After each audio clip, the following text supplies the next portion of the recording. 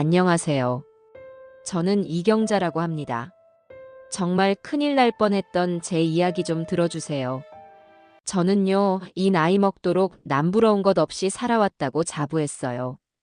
숟가락 2개만 들고 서울 올라와 안 해본 고생 없이 살았지만 다 늙어서는 아들 덕에 떵떵거리며 호강하고 있으니 이만하면 성공한 인생이지요. 남편은 일찍 하늘로 갔어도 제겐 하늘이 내려준 보물 같은 아들, 김민철이가 있었습니다. 어디에 내놔도 빤질빤질 윤이 나는 내 아들. 그 녀석이 바로 제 인생의 자부심이고 살아가는 이유였어요. 민철이는 어릴 적부터 똑똑하고 남달랐습니다. 동네 사람들은 물론이고 학교 선생님들까지 민철이 칭찬을 입에 달고 살았으니까요. 그런 아들이 커서는 더 번듯한 사업가가 되어 제 어깨를 이렇게나 으쓱하게 해줄 줄 누가 알았겠어요. 그날도 저는 아들이 준 상품권으로 백화점 꼭대기 커피숍에서 복자랑 마주 앉아 있었어요. 창밖으로 서울 시내가 훤히 내려다 보이는 아주 비싼 곳이었죠. 복자는 커피잔을 만지작거리면서 연신 감탄을 하더군요. 어머, 경자 너는 좋겠다. 아들이 이렇게 좋은데도 다 데려오고. 우리 집 왼수들은 지들 입에 풀칠하기도 바쁜지 내 생일날 미역국은커녕 전화 한 통이 없어. 그 말에 제 어깨가 저도 모르게 으쓱 올라갔습니다. 사실은 민철이가 바빠서 같이 오지는 못하고 상품권만 쥐어준 거지만 굳이 그런 말까지 할 필요는 없잖아요. 우리 민철이가 좀 유별나야지. 얼마 전에는 이 옷도 사줬다. 너도 알지? 텔레비전에 나오는 배우들이나 입는다는 그 상표. 이게 얼마짜리인 줄 알면 너 아마 까무러칠걸. 제가 일부러 옷깃을 매만지며 자랑을 하자 복자 눈이 동그래졌어요. 어머, 어머. 이게 그 옷이야? 아이고, 빛깔부터 다르네. 달라. 나는 이런 거 구경도 못 해봤는데. 아들 하나 정말 잘 뒀다, 경자 너는. 잘 두긴 뭘. 지가 알아서 잘 큰 거지. 그래도 이 어미 고생한 건 알아주는 것 같아서 기특하긴 해. 너는 잘 모를 거야. 내가 쟤 하나 반듯하게 키우려고 시장 바닥에서 배추 파리하며 얼마나 모질게 살았는지. 옛날 고생했던 시절 이야기를 꺼내니 괜히 코끝이 찡해지는 기분이었어요. 하지만 그 고생이 있었기에 지금의 단맛이 더 크게 느껴지는 것이겠지요. 복자는 부러움이 가득한 눈으로 저를 보며 한숨을 쉬었습니다. 그러게 말이다. 너 고생한 거 이 동네에서 모르는 사람 없지. 그러니 하늘이 복을 내린 거야. 우리 아들은 대체 누굴 닮아 그 모양인지 몰라. 너무 속 썩지 마. 다 제 복 타고나는 거지. 그나저나 우리 민철이가 이번에 또 큰일을 해냈지 뭐니. 무슨 노인들을 위한 복지타운을 짓는다나 봐. 아주 좋은 집을 싸게 살 수 있게 해주는 거래. 나라에서도 상을 줘야 할 일 아니겠어? 내가 그래서 너한테도 말했잖아.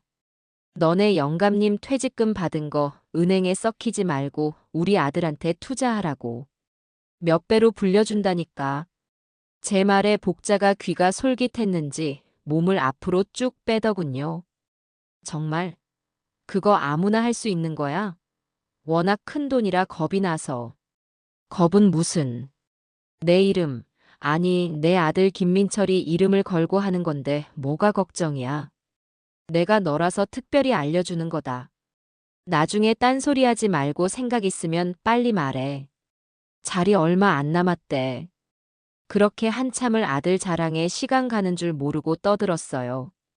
집으로 돌아오는 발걸음은 또 얼마나 가볍던지요.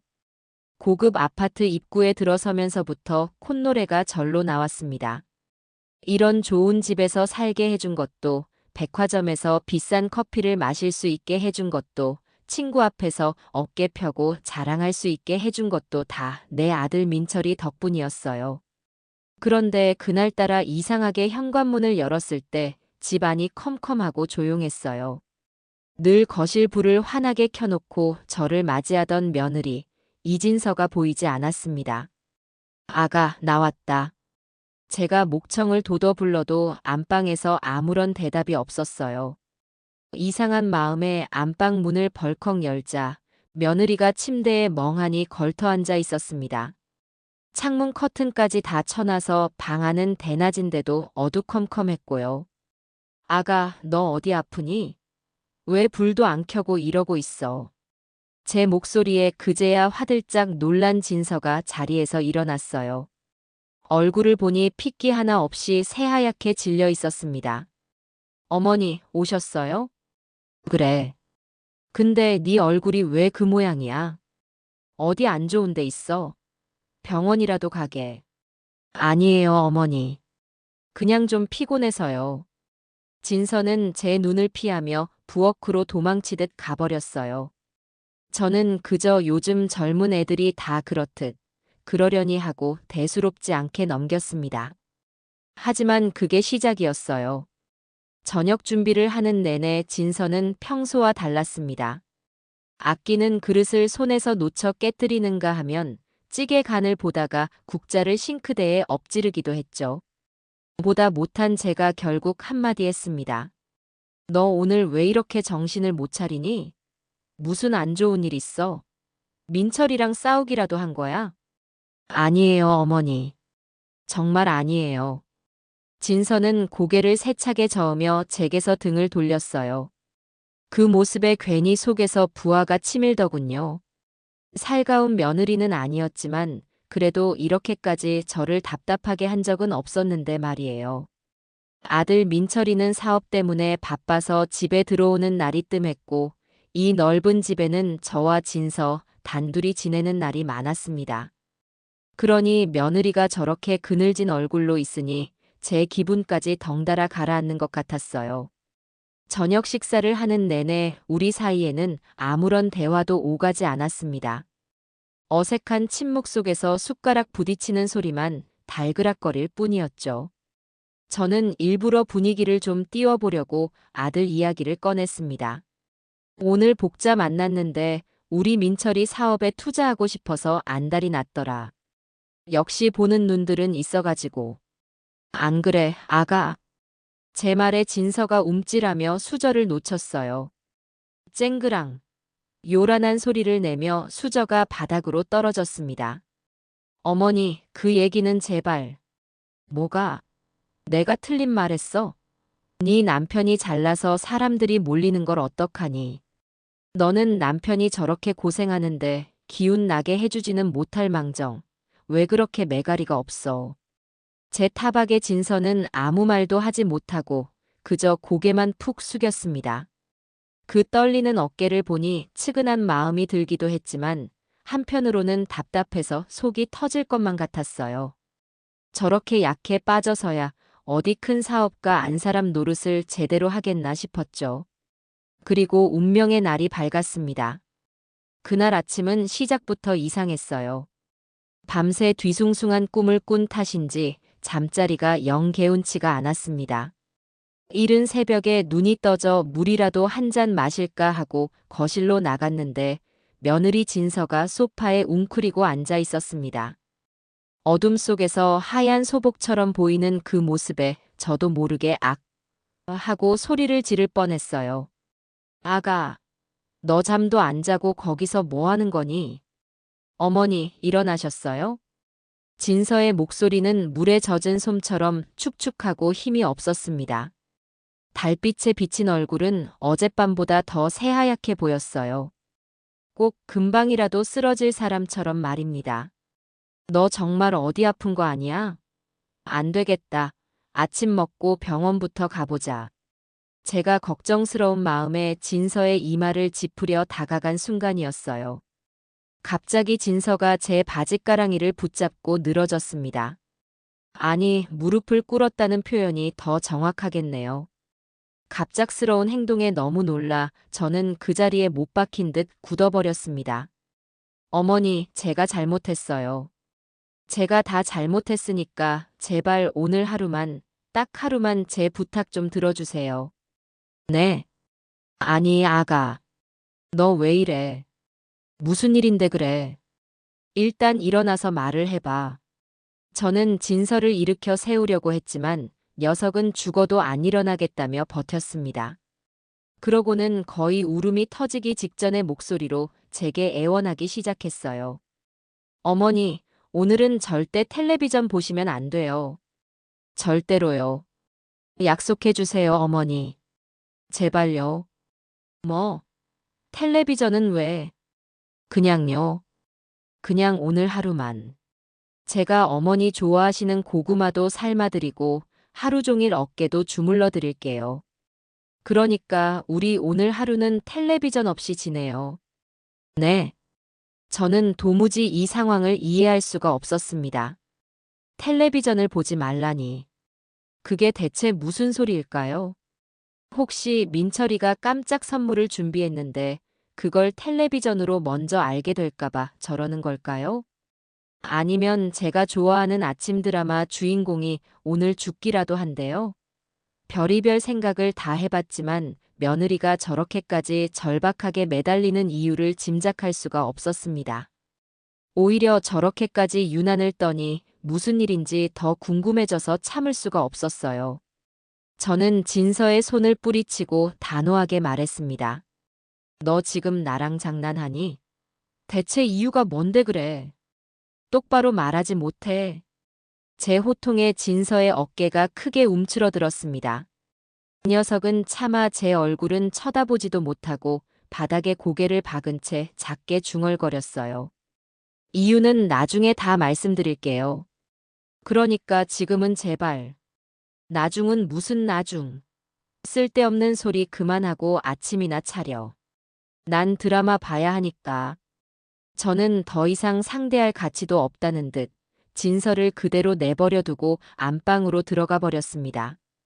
등 뒤에서 며느리가 작게 흐느끼는 소리가 들리는 것 같았지만 애써 무시했어요. 지금 생각하면 그때 며느리의 말을 들었어야 했습니다. 그 애절한 부탁을 들어주었더라면 제 남은 인생이 송두리째 무너져 내리는 그 끔찍한 순간을 피할 수 있었을지도 모르는데 말입니다. 하지만 그때의 저는 제 아들에 대한 굳건한 믿음과 며느리에 대한 답답함으로 가득 차서 아무것도 보지도 듣지도 못하는 장님이나 다름없었습니다. 곧 닥쳐올 거대한 파도도 모른 채 저는 그저 아침 드라마 속 주인공의 기구한 운명이나 걱정하고 있었으니 이 얼마나 어리석고 한심한 모습인가요? 저는 안방 문을 닫고 들어와서도 한동안 분이 풀리지 않았어요. 다 늙은 시어미 앞에서 무릎까지 꿇고 텔레비전을 보지 말라니. 이건 상식적으로 이해되는 행동이 아니잖아요. 제 딴에는 며느리가 요즘 스트레스가 많아서 잠시 정신이 오락가락하는가 보다 하고 넘기려고 애썼습니다. 민철이 사업이 워낙 크고 잘 나가니 옆에서 내조하는 녀석도 보통 일은 아닐 거라고요. 그래, 다 이해하려고 노력했어요. 하지만 그렇다고 해서 다 큰 어른이 시어머니가 하는 일에 사사건건 나서서 이래라 저래라 하는 건 버릇없는 행동이지요. 별꼴이야 정말. 저는 혀를 차며 화장대에 앉아 스킨을 발랐습니다. 거울 속 제 얼굴을 보니 밤새 며느리 때문에 신경을 써서 그런지 푸석푸석한 것 같았어요. 괜히 심술이 나서 화장품 뚜껑을 탁 소리가 나게 닫았습니다. 밖에서 훌쩍이는 소리가 잦아드는 걸 보니 이제 제풀에 지쳐 포기했나 보더군요. 아침 드라마가 시작하려면 아직 시간이 좀 남았길래 저는 소파에 편하게 앉아 리모컨을 들었어요. 어디 보자. 오늘은 또 무슨 일이 터지려나. 마치 제 인생에 닥쳐올 폭풍을 예고라도 하듯 드라마 속에서는 여주인공이 남편의 외도 사실을 알고 충격에 빠지는 장면이 나오고 있었습니다. 저는 혀를 끌끌 차며 과자를 집어 입에 넣었어요. 쯧쯧, 저러니 남편이 바람을 피우지. 여자가 똑 부러지는 맛이 있어야지. 남의 집 불구경하듯 참 한가로운 소리를 하고 있었던 겁니다. 드라마 속 여주인공이 겪는 배신감의 크기가 잠시 후 제가 느끼게 될 고통에 비하면 손톱 밑에 가시만도 못하다는 사실을 까맣게 모른 채로요. 드라마가 한창 절정으로 치닫고 있을 때였어요.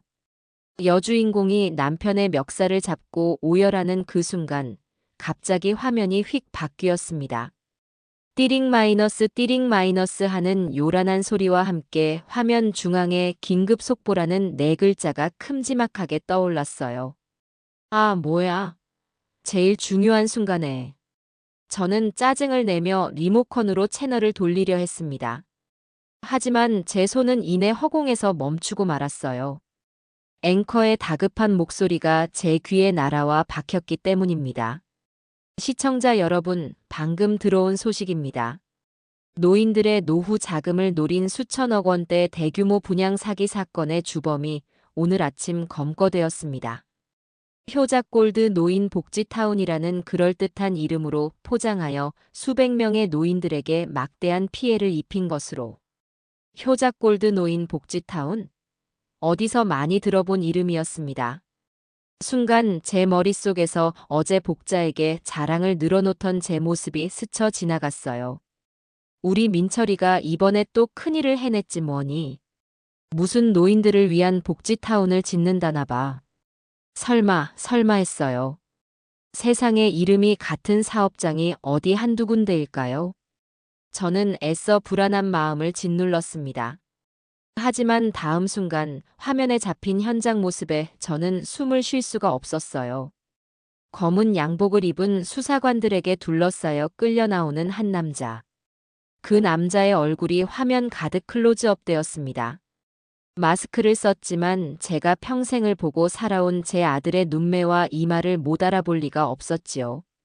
주범은 옐로우 골드 건설 대표 김민철 씨인 것으로 밝혀졌습니다. 김 씨는 그동안 성공한 청년 사업가이자 효자로 알려져 앵커의 목소리가 웅웅거리며 멀게 들려왔어요. 제 눈에는 오직 화면 속 아들의 모습만 보였습니다. 수사관들에게 양팔이 붙잡힌 채 힘없이 끌려 나오던 아들. 그 순간 아들이 카메라를 향해 고개를 들었어요. 그 눈빛. 제가 알던 반듯하고 선량한 아들의 눈이 아니었습니다. 차갑고 날카롭고 심지어는 이 모든 상황이 귀찮다는 듯한 생전 처음 보는 낯선 눈빛이었어요. 화면 아래로는 자막이 정신없이 흘러가고 있었습니다. 피해자 대부분 70대 이상 노인, 피해액 2천억 원 추산, 아들 이름 믿고 투자했다 길거리로. 제 입에서 바람 빠지는 소리가 희미하게 새어나왔습니다. 손에 들고 있던 과자 봉지가 바닥으로 힘없이 떨어졌어요. 믿을 수가 없었습니다. 아니, 믿고 싶지 않았어요. 이건 꿈일 거라고, 아주 질이 나쁜 악몽일 거라고 생각했습니다. 우리 아들이, 그 착하고 효심 깊은 내 아들이 사기꾼이라니. 그것도 늙은이들의 쌈짓돈을 노린 악질 사기꾼이라니. 말도 안 되는 소리였어요. 분명 무슨 오해가 있을 거라고, 동명이인이거나 아니면 누군가의 모함일 거라고 저는 필사적으로 현실을 부정했습니다. 하지만 제 귀를 파고드는 처절한 울음소리가 그것이 모두 현실임을 증명하고 있었어요. 카메라 앞으로 몰려든 할머니, 할아버지들이 땅을 치며 절규하고 있었습니다. 내 돈 내놔. 이 사기꾼 녀석아. 평생 모은 돈이다 이놈아. 너 때문에 우리 영감 약값도 없게 생겼다. 그 아비규환 속에서 제 눈에 익은 얼굴이 들어왔습니다. 어제 저와 함께 커피를 마셨던 복자였어요. 복자는 바닥에 주저앉아 경자야, 네 아들이 나한테 어떻게 이럴 수가 있어 라며 목 놓아 울고 있었습니다. 그 모습을 본 순간 제 머릿속에서 무언가 툭 하고 끊어지는 소리가 났습니다. 어지러웠어요. 세상이 빙글빙글 돌기 시작했습니다. 며칠 전부터 안색이 파리했던 며느리의 얼굴, 오늘 아침 무릎을 꿇고 애원하던 그 절박한 모습이 눈앞을 스쳐 지나갔습니다. 어머니, 오늘은 절대 텔레비전 보시면 안 돼요. 절대로요. 진서는 모든 것을 알고 있었던 겁니다. 그래서 저를 필사적으로 말리려 했던 거예요. 저 불쌍한 것이 혼자서 얼마나 속을 태우고 있었을까요? 그런 며느리의 속도 모르고 저는 버럭버럭 화만 냈으니 이 얼마나 미련하고 멍청한 시어미인가요? 후회가 파도처럼 밀려왔지만 이미 늦었습니다. 제 심장이 발밑으로 쿵 하고 떨어지는 기분이었어요. 숨이 턱 막히고 손끝부터 시작해 온몸이 차갑게 식어갔습니다. 텔레비전 소리, 복자의 울음소리, 세상의 모든 소리가 아득하게 멀어졌어요. 눈앞이 하얗게 변하면서 제 몸이 더 이상 제 것이 아닌 것처럼 느껴졌습니다. 소파 등받이에 기댔지만 몸이 자꾸만 옆으로 기울었어요. 방에서 뛰쳐나온 며느리가 제 이름을 부르며 달려오는 것이 흐릿하게 보였습니다. 하지만 저는 아무런 대답도 아무런 반응도 할 수가 없었어요. 그대로 저는 의식을 잃고 어둠 속으로 끝도 없는 나락으로 떨어져 내리고 말았습니다. 코를 찌르는 역한 소독약 냄새와 규칙적으로 귓가를 울리는 기계음 소리에 저는 아주 천천히 의식의 수면 위로 떠올랐습니다. 눈을 뜨려고 했지만 눈꺼풀에 접착제라도 발라놓은 것처럼 무거워서 좀처럼 말을 듣지 않았어요. 희미한 의식 속에서 누군가 제 손을 꼭 잡고 있는 따뜻한 온기가 느껴졌고 아주 작게 훌쩍이는 소리가 귓가에 맴돌았습니다. 여기가 어딜까? 나는 왜 여기에 누워 있을까?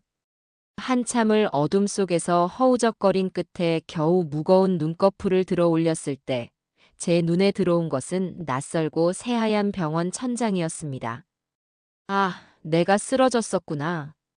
그 사실을 인지하는 순간 닫혀있던 기억의 수문이 한꺼번에 터져버렸습니다. 텔레비전 화면 가득 잡혔던 수갑찬 아들의 모습, 피를 토하듯 절규하던 복자의 얼굴, 그리고 너도 나랑 한패였어? 라며 저를 향해 던졌던 그 원망 가득한 눈빛까지. 그 모든 기억들이 무거운 쇳덩이가 되어 제 가슴을 다시 한번 짓누르기 시작했어요. 저도 모르게 숨이 턱 막히는 소리가 새어나왔습니다. 그것은 꿈이 아니었습니다. 제가 감당해야 할 끔찍하고도 잔인한 현실이었습니다. 그 사실을 다시 한번 마주하는 순간 온몸에 소름이 돋고 심장이 얼음물에 담긴 것처럼 차갑게 죄어오는 기분이었습니다. 차라리 영원히 깨어나지 말았어야 했는데 이 지옥 같은 현실을 다시 마주하느니 차라리 저 어둠 속에서 영원히 잠들었어야 했는데. 어머니, 정신이 드세요? 어머니, 의사 선생님, 간호사님, 여기요. 제 손을 잡고 낡은 소파에 웅크리고 있던 며느리 진서가 용수철처럼 튀어올랐습니다. 그 녀석의 얼굴은 며칠은 굶은 사람처럼 헬쑥했고 눈물과 걱정으로 범벅이 되어 그야말로 엉망진창이었습니다. 눈은 또 얼마나 울었는지 시뻘겋게 충혈되어 퉁퉁 부어 있었고요. 진서는 제 손을 잡은 채 어쩔 줄을 몰라 하며 복도로 뛰쳐나가 의사를 찾으러 허둥댔습니다. 저는 그런 진서의 옷자락을 미세하게 떨리는 손으로 힘겹게 붙잡았어요. 지금은 의사가 중요한 게 아니었습니다. 저는 단 한 번만이라도, 마지막으로 한 번만이라도 이 모든 것이 거짓이기를 바라는 마음으로 확인해야 할 것이 있었습니다. 아가 아니지? 그 뉴스에 나온 거, 그거 우리 민철이 아니지 않니? 얼굴이 닮은 다른 사람이겠지. 그런 거지? 응. 제발 그렇다고 말 좀 해줘. 제 목소리는 갈라지고 쉬어서 제대로 나오지도 않았습니다. 하지만 진서는 제 말을 다 알아들은 모양이었어요. 복도에서 의사를 부르던 녀석은 제 질문에 아무런 대답도 하지 못하고 그 자리에 얼어붙은 채로 다시 고개를 숙이고 말았습니다. 그리고는 참았던 눈물을 다시 굵은 빗방울처럼 뚝뚝 바닥으로 떨어뜨리기 시작했어요. 그 길고 긴 침묵과 뜨거운 눈물이 제게 이 세상 그 어떤 말보다 더 잔인하게 모든 것을 말해주고 있었습니다. 제 마지막 남은 신락 같은 희망이 산산조각 나 제가 되어 흩어지는 순간이었습니다. 잠시 후 의사와 간호사가 들어와 제 상태를 이것저것 확인했습니다. 혈압을 재고 청진기를 대보고 눈꺼풀을 뒤집어 보기도 했어요. 의사는 큰 충격을 받아서 생긴 일시적인 쇼크이니 절대적인 안정을 취해야 한다고 마음을 편하게 가지라고 말했습니다. 마음을 편하게 가지라니.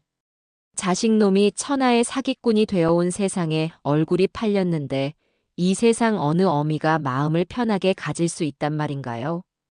의사와 간호사가 나간 뒤 병실에는 다시 저와 진서 단둘만 남았습니다. 숨막히는 침묵이 납덩이처럼 우리 둘을 짓눌렀어요. 저는 멍하니 천장에 박힌 얼룩 자국만 바라보았습니다. 아무런 생각도 할 수가 없었어요. 그냥 이대로 눈을 감고 영원히 깨어나지 않았으면 좋겠다는 생각, 그 생각 하나뿐이었습니다. 얼마나 지났을까요? 한참을 문 앞에서 서성거리던 진서가 훌쩍임을 멈추고 결심한 사람처럼 제 침대 옆으로 다가와 의자에 앉았습니다.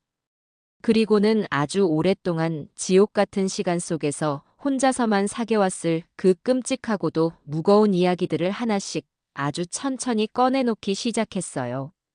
어머니, 다 제 잘못이에요. 조금 더 빨리 어머니께 말씀드렸어야 했는데 제가 너무 어리석고 겁이 많았어요. 정말 죄송해요. 저는 대답 없이 듣고만 있었어요. 지금 누구를 탓하고 원망할 기력조차 남아있지 않았습니다. 제가 그 사람이 좀 이상하다고 생각한 건 한 6개월도 더 된 것 같아요. 처음에는 그저 사업 때문에 바쁜가 보다 했어요.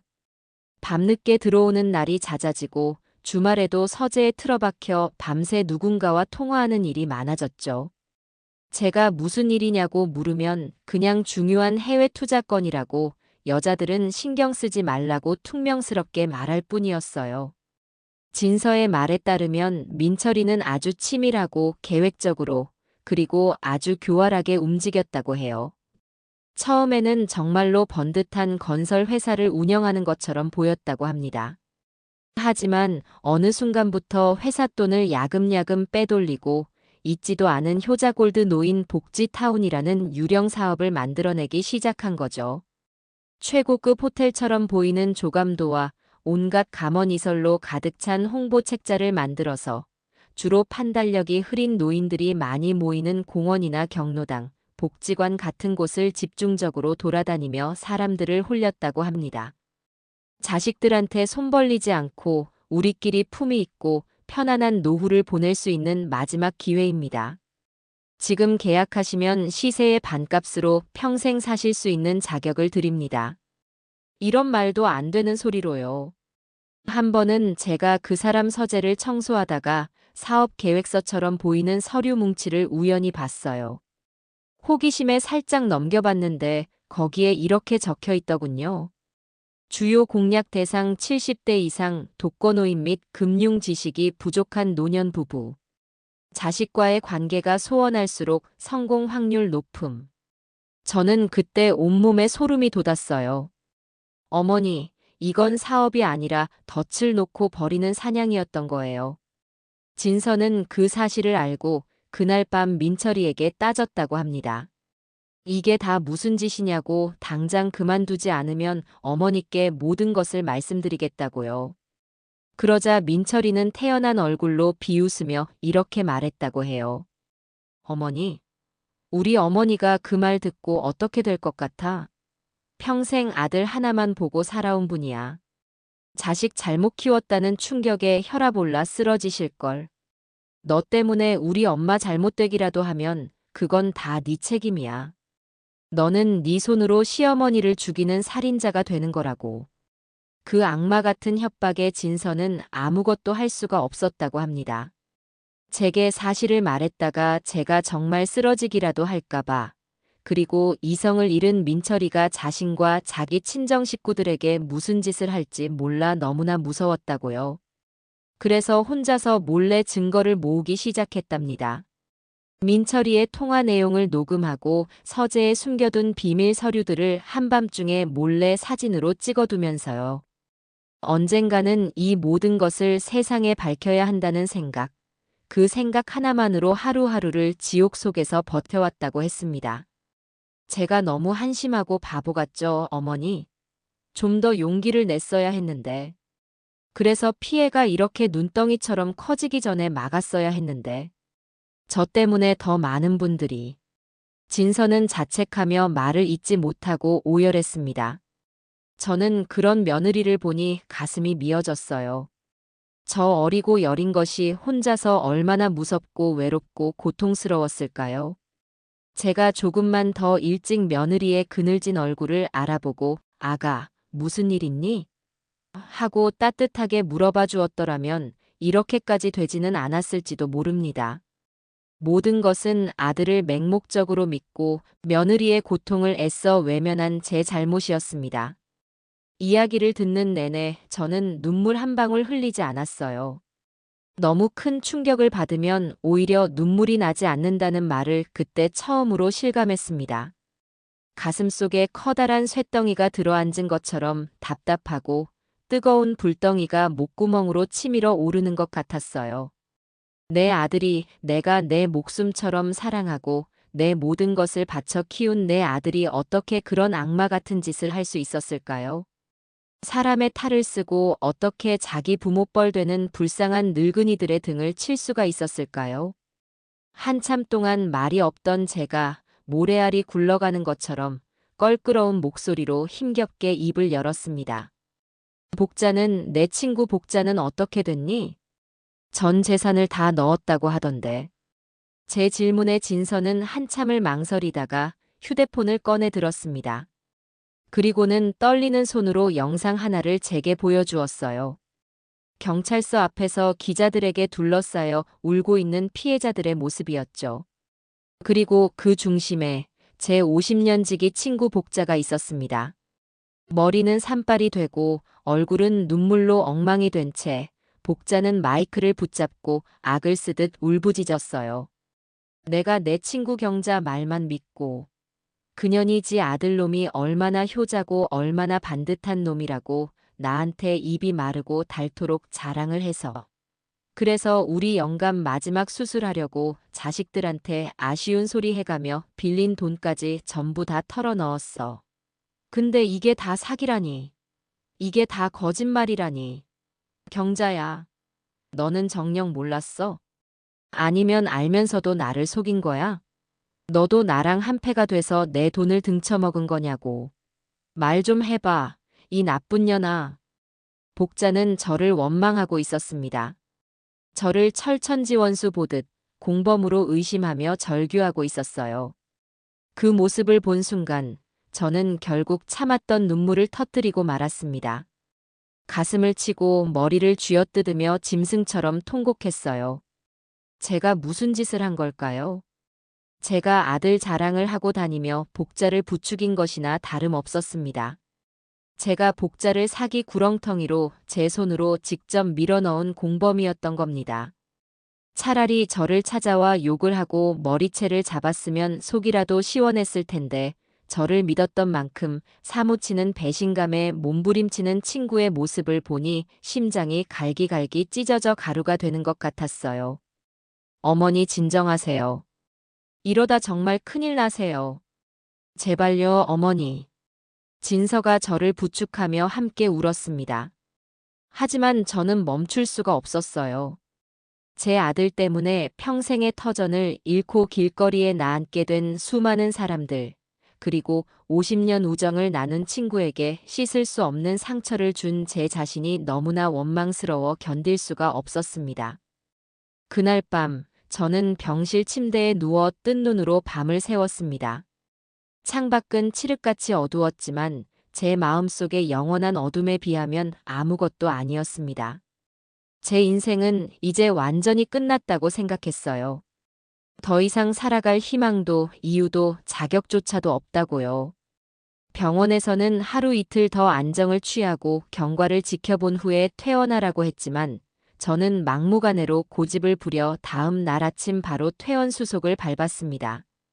이런 낯설고 불편한 곳에 시체처럼 누워있느니 차라리 내 집에서 모든 것을 정리하고 싶었어요. 진서의 부축을 받아 아파트에 들어서는 순간 저는 현관문 앞에서부터 숨이 턱 막히는 것을 느꼈습니다. 불과 이틀 전 아침까지만 해도 세상에서 가장 안락하고 자랑스러운 나의 왕국이었던 이 집이 지금은 마치 거대한 무덤처럼 혹은 내 아들의 범죄 사실을 전시해 놓은 징그러운 박물관처럼 느껴졌어요. 거실에 들어서자 이틀 전 아침에 끔찍한 기억이 마치 어제의 일처럼 생생하게 되살아나 저를 덮쳤습니다. 제가 정신을 잃고 쓰러졌던 바로 그 소파. 그 소파 앞에는 아직도 제가 먹다 흘린 과자 부스러기들이 어지럽게 흩어져 있었어요. 그리고 그 맞은편에는 모든 불행의 시작이었던 저주스러운 텔레비전이 마치 거대한 검은 무덤처럼 입을 꾹 다문 채 덩그러니 놓여 있었습니다. 저는 마치 귀신이라도 본 사람처럼 비틀거리며 뒷걸음질 쳤습니다. 어머니, 괜찮으세요? 힘드시면 방에 들어가서 좀 누우세요. 진서가 걱정스러운 얼굴로 제 팔을 붙잡았지만 저는 고개를 저었어요. 이 집안에 제 발로 다시 들어선 이상, 더 이상 현실을 외면하고 도망칠 수는 없었습니다. 저는 결심한 사람처럼 천천히, 아주 천천히 집 안을 둘러보기 시작했어요. 마치 처음 와보는 낯선 공간을 살피듯이요. 민철이가 어버이날 선물이라며 사준 앉으면 구름처럼 온몸이 푹 꺼지던 이탈리아제 최고급 소파. 제 결혼 기념일 선물이라며 바꿔준 벽 한쪽을 가득 채운 영화관처럼 커다란 텔레비전. 그리고 제 방으로 들어가자 제 눈에 가장 먼저 들어온 것은 화장대 위에서 조명빛을 받아 영롱하게 번쩍이는 보석함과 옷장. 문을 열자마자 위용을 뽐내며 걸려있는 이틀 전 복자에게 그렇게나 자랑했던 바로 그 비싼 모피 코트였습니다. 그 모든 것들이 이제는 더 이상 제 인생의 훈장도 자랑거리도 아니었어요. 그것들은 모두 제 아들이 다른 사람들의 눈에서 피눈물을 뽑아내고 그들의 인생을 송두리째 훔쳐서 마련한 추악한 증거물이었습니다. 저 푹신한 소파에는 평생 모은 돈을 날린 어느 할아버지의 깊은 한숨이 묻어있는 것 같았고, 저 커다란 텔레비전에서는 제 친구 복자의 처절한 절규가 환청처럼 들려오는 듯했습니다. 보석함의 다이아몬드는 억울하게 모든 것을 빼앗긴 어느 할머니의 눈물 방울처럼 보였고, 옷장 속 모피 코트는 수많은 피해자들의 살점을 잔인하게 뜯어 기워 만든 것처럼 징그럽고 역겹게 느껴졌어요. 으아악! 저는 저도 모르게 목이 찢어져라 비명을 질렀습니다. 그리고는 마치 홀린 사람처럼 옷장으로 달려가 그 혐오스러운 모피 코트를 거칠게 끌어내렸어요. 제 손끝에 닿는 부드럽고 윤기나던 그 감촉이 이제는 마치 끈적끈적하고 비릿한 피가 묻어있는 것처럼 느껴져 온몸에 소름이 끼쳤습니다. 어머니, 왜 그러세요? 제발 진정하세요. 놀란 진서가 달려와 제 허리를 끌어안으며 말렸지만 저는 짐승처럼 울부짖으며 며느리를 뿌리쳤어요. 그리고는 부엌으로 달려가 서랍에서 가장 크고 날이 잘 드는 주방 가위를 꺼내 들었습니다. 저는 그 모피 코트를 거실 바닥에 내동댕이치고 가위로 사정없이 자르기 시작했습니다. 싹둑 싹둑 가위날이 번뜩일 때마다 부드러운 털들이 힘없이 잘려나가 허공을 먼지처럼 떠다녔어요. 그것은 단순한 옷이 아니었습니다. 제 아들에 대한 맹목적이고 어리석었던 믿음, 세상 물정 하나 모르고 아들이 벌어다 주는 더러운 돈으로 호의호식했던 지난날의 제 자신 그리고 친구 앞에서까지 잘난 척하며 으스대던 제 천박한 허영심의 결정체였죠. 저는 그 모든 것을 잘라내고 있었습니다. 이 더러운 집에서 제 인생에서 영원히 도려내고 있었습니다. 어머니, 제발 그만하세요. 그러다 다치세요. 진서가 울면서 제 손에서 가위를 뺏으려고 했지만 그때의 저는 아무도 말릴 수 없는 분노와 광기에 휩싸여 있었습니다. 한참 동안이나 미친 사람처럼 가위질을 해대자 얼마 전까지만 해도 수백만 원을 호가하며 제 어깨를 으쓱하게 만들어주던 모피 코트는 이제 형체도 알아볼 수 없는 너덜너덜한 걸레 조각이 되어 바닥에 나뒹굴었어요. 저는 숨을 헐떡이며 그 자리에 주저앉았습니다. 온몸에서 힘이 쭉 빠져나갔지만 이상하게도 가슴을 짓누르던 커다란 돌덩이가 조금은 작아진 듯한 기분이었습니다. 그렇게 한바탕 광란의 소동을 치르고 난 뒤 저는 넋이 나간 사람처럼 한참을 바닥에 앉아 있었어요. 진서는 아무 말 없이 제 곁을 지키며 빗자루와 쓰레받기를 가져와 묵묵히 거실 바닥에 흩어진 털 조각들을 쓸어 담았습니다.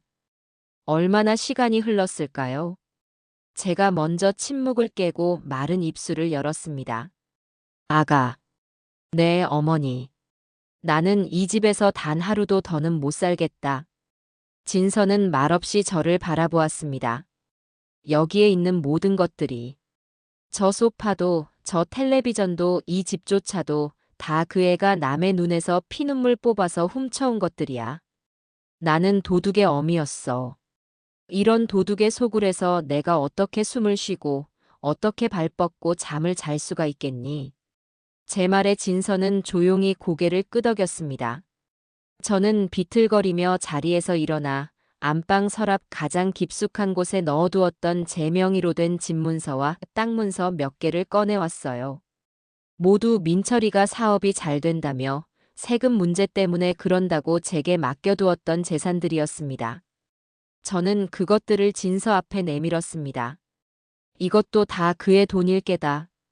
아니, 그의 돈이 아니지. 우리 불쌍한 피해자들 돈이지. 이것들을 다 팔아서 먼지 한 톨이라도 그분들께 돌려드려야겠다. 어머니. 진서의 눈에 다시 눈물이 차올랐습니다. 저는 그런 며느리의 손을 잡고 진심으로 사과했어요.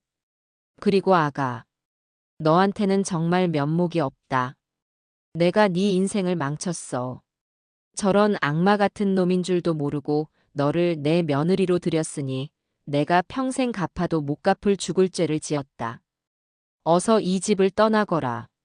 너는 아직 젊고 새 인생을 시작해야지. 이런 끔찍한 집구석에 더는 발 묶여있지 말고. 그러자 진서는 제 손을 더욱 꽉 잡으며 고개를 세차게 저었습니다. 아니에요, 어머니. 어머니 잘못이 아니에요. 그리고 저 안 떠나요. 이제 이 집에는 어머니랑 저 둘뿐이에요. 제가 어머니를 지켜드릴 거예요. 이제부터는 제가 어머니 딸 할래요. 그 말에 저는 결국 또다시 뜨거운 눈물을 터뜨리고 말았습니다. 이런 지옥 같은 상황에서 저를 원망하기는커녕 오히려 저를 지키고 제 딸이 되어주겠다는 며느리가 너무나 고맙고 대견해서 가슴이 미어졌어요. 저는 아들을 잃었지만 어쩌면 진짜 딸 하나를 얻은 것일지도 모른다는 생각이 들었습니다. 그 순간 제 머릿속을 가득 채우고 있던 절망의 안개가 걷히고 앞으로 제가 무엇을 해야 할지 길이 선명하게 보이기 시작했습니다. 이대로 주저앉아 울고만 있을 수는 없었습니다. 아들이 저지른 죄는 아들의 몫이지만 그 죄의 뿌리를 뽑고 조금이라도 바로잡는 것은 그 악마를 세상에 내놓은 어미로서 제게 남겨진 마지막 책임이자 속죄의 길이었습니다. 저는 결심한 사람처럼 자리에서 벌떡 일어났습니다. 그리고 진서를 보며 전과는 비교할 수 없이 단호하고 강한 목소리로 말했어요. 아가, 옷 입어라. 네. 어디 가시게요? 경찰서에 가야겠다. 경찰서요? 민철 씨 면회 가시게요? 가서 탄원이라도. 진서의 물음에 저는 고개를 가로저었습니다. 아니, 내 아들놈 잡는 거 도와주러 간다. 아니, 내 아들놈뿐만 아니라 그놈이랑 붙어먹은 공범놈들까지 모조리 다 잡아넣는 거 내가 도와주러 간다. 제 말에 진서의 눈이 동그래졌어요. 아마 제가 아들을 위해 눈물로 용서를 빌러갈 줄 알았던 모양입니다. 하지만 저는 이미 마음을 정했어요. 김민철은 더 이상 제 아들이 아니었습니다. 수많은 사람들의 인생을 파멸시킨 사회의 암적인 존재였고 저는 그 암 덩어리를 세상에 내놓은 어미로서 제 손으로 직접 그 뿌리까지 도려내야만 했습니다. 네가 그동안 몰래 모아뒀다는 증거들 전부 다 챙겨라. 그리고 내가 아는 것들, 그 애가 평소에 어디에 돈을 숨기는지, 누구랑 밤늦게까지 통화하는지, 술만 마시면 자랑처럼 떠들어대던 그놈의 비밀 금고가 어디 있는지 내가 아는 건 전부 다 말할 거다. 한 놈도 빠짐없이 그놈들이 훔쳐간 돈 한 푼까지 다 찾아내서 원래 주인들에게 돌려줘야지. 그게 내가 앞으로 살아갈 이유고 내가 해야만 할 일이다. 제 눈에는 더 이상 눈물도 절망도 슬픔도 없었습니다. 대신 용광로 속 쇳물처럼 뜨겁고 단단한 분노와 결심만이 이글거리고 있었죠. 그런 제 모습을 본 진서의 눈에서도 이내 뜨거운 무언가가 함께 타오르기 시작했습니다. 녀석은 말없이 고개를 힘차게 끄덕였어요. 우리 두 사람은 더 이상 약하고 불쌍한 피해자가 아니었습니다. 정의를 위해 그리고 속죄를 위해 싸우기로 결심한 세상에서 가장 강한 동지가 되어 있었으니까요. 우리는 그렇게 서로의 손을 잡고 모든 것을 바로잡기 위한 첫걸음을 내딛기 위해 집을 나섰습니다. 바깥 날씨는 여전히 흐리고 차가웠지만 제 마음은 이상하리만치 뜨겁고 투명했습니다. 경찰서로 향하는 제 발걸음은 천근만근 무거웠지만 마음만은 이상할 정도로 비장하고 단단했습니다. 제 손으로 아들을 더 깊은 나락으로 밀어 넣어야 한다는 사실이 어미로서 가슴을 저미는 것은 사실이었어요. 하지만 그보다 더 큰 불길이 제 안에서 타오르고 있었습니다. 내 아들의 죄 때문에 평생을 일군 모든 것을 잃고 길거리에 나앉은 수많은 사람들, 그리고 저를 철천지원수 보듯 하던 친구 복자의 얼굴이 눈앞에 어른거렸기 때문입니다. 그분들의 피눈물을 닦아주기 전까지는 저 역시 죄인의 어미로서 눈을 감을 자격조차 없다고 생각했어요. 경찰서는 텔레비전에서 보던 것보다 훨씬 더 복잡하고 어수선한 곳이었습니다. 여기저기서 고성이 오가고 술에 취해 횡설수설하는 사람, 억울함을 호소하며 우는 사람, 그리고 지친 얼굴의 경찰관들이 정신없이 오갔어요. 저와 진서는 한참을 입구에서 서성이다가 겨우 안내 데스크에 가서 민철이 사건을 담당하는 형사님을 만나러 왔다고 말했습니다. 잠시 후 피곤에 젖은 얼굴의 중년 형사 한 분이 우리 앞으로 다가왔어요. 명찰에는 강력 3팀 박성철이라고 적혀 있었습니다. 김민철 씨 어머니 되십니까? 박 형사님의 목소리는 낮고 건조했어요. 그 눈빛에는 동정심보다는 약간의 의심과 경계심이 서려 있는 듯 했습니다.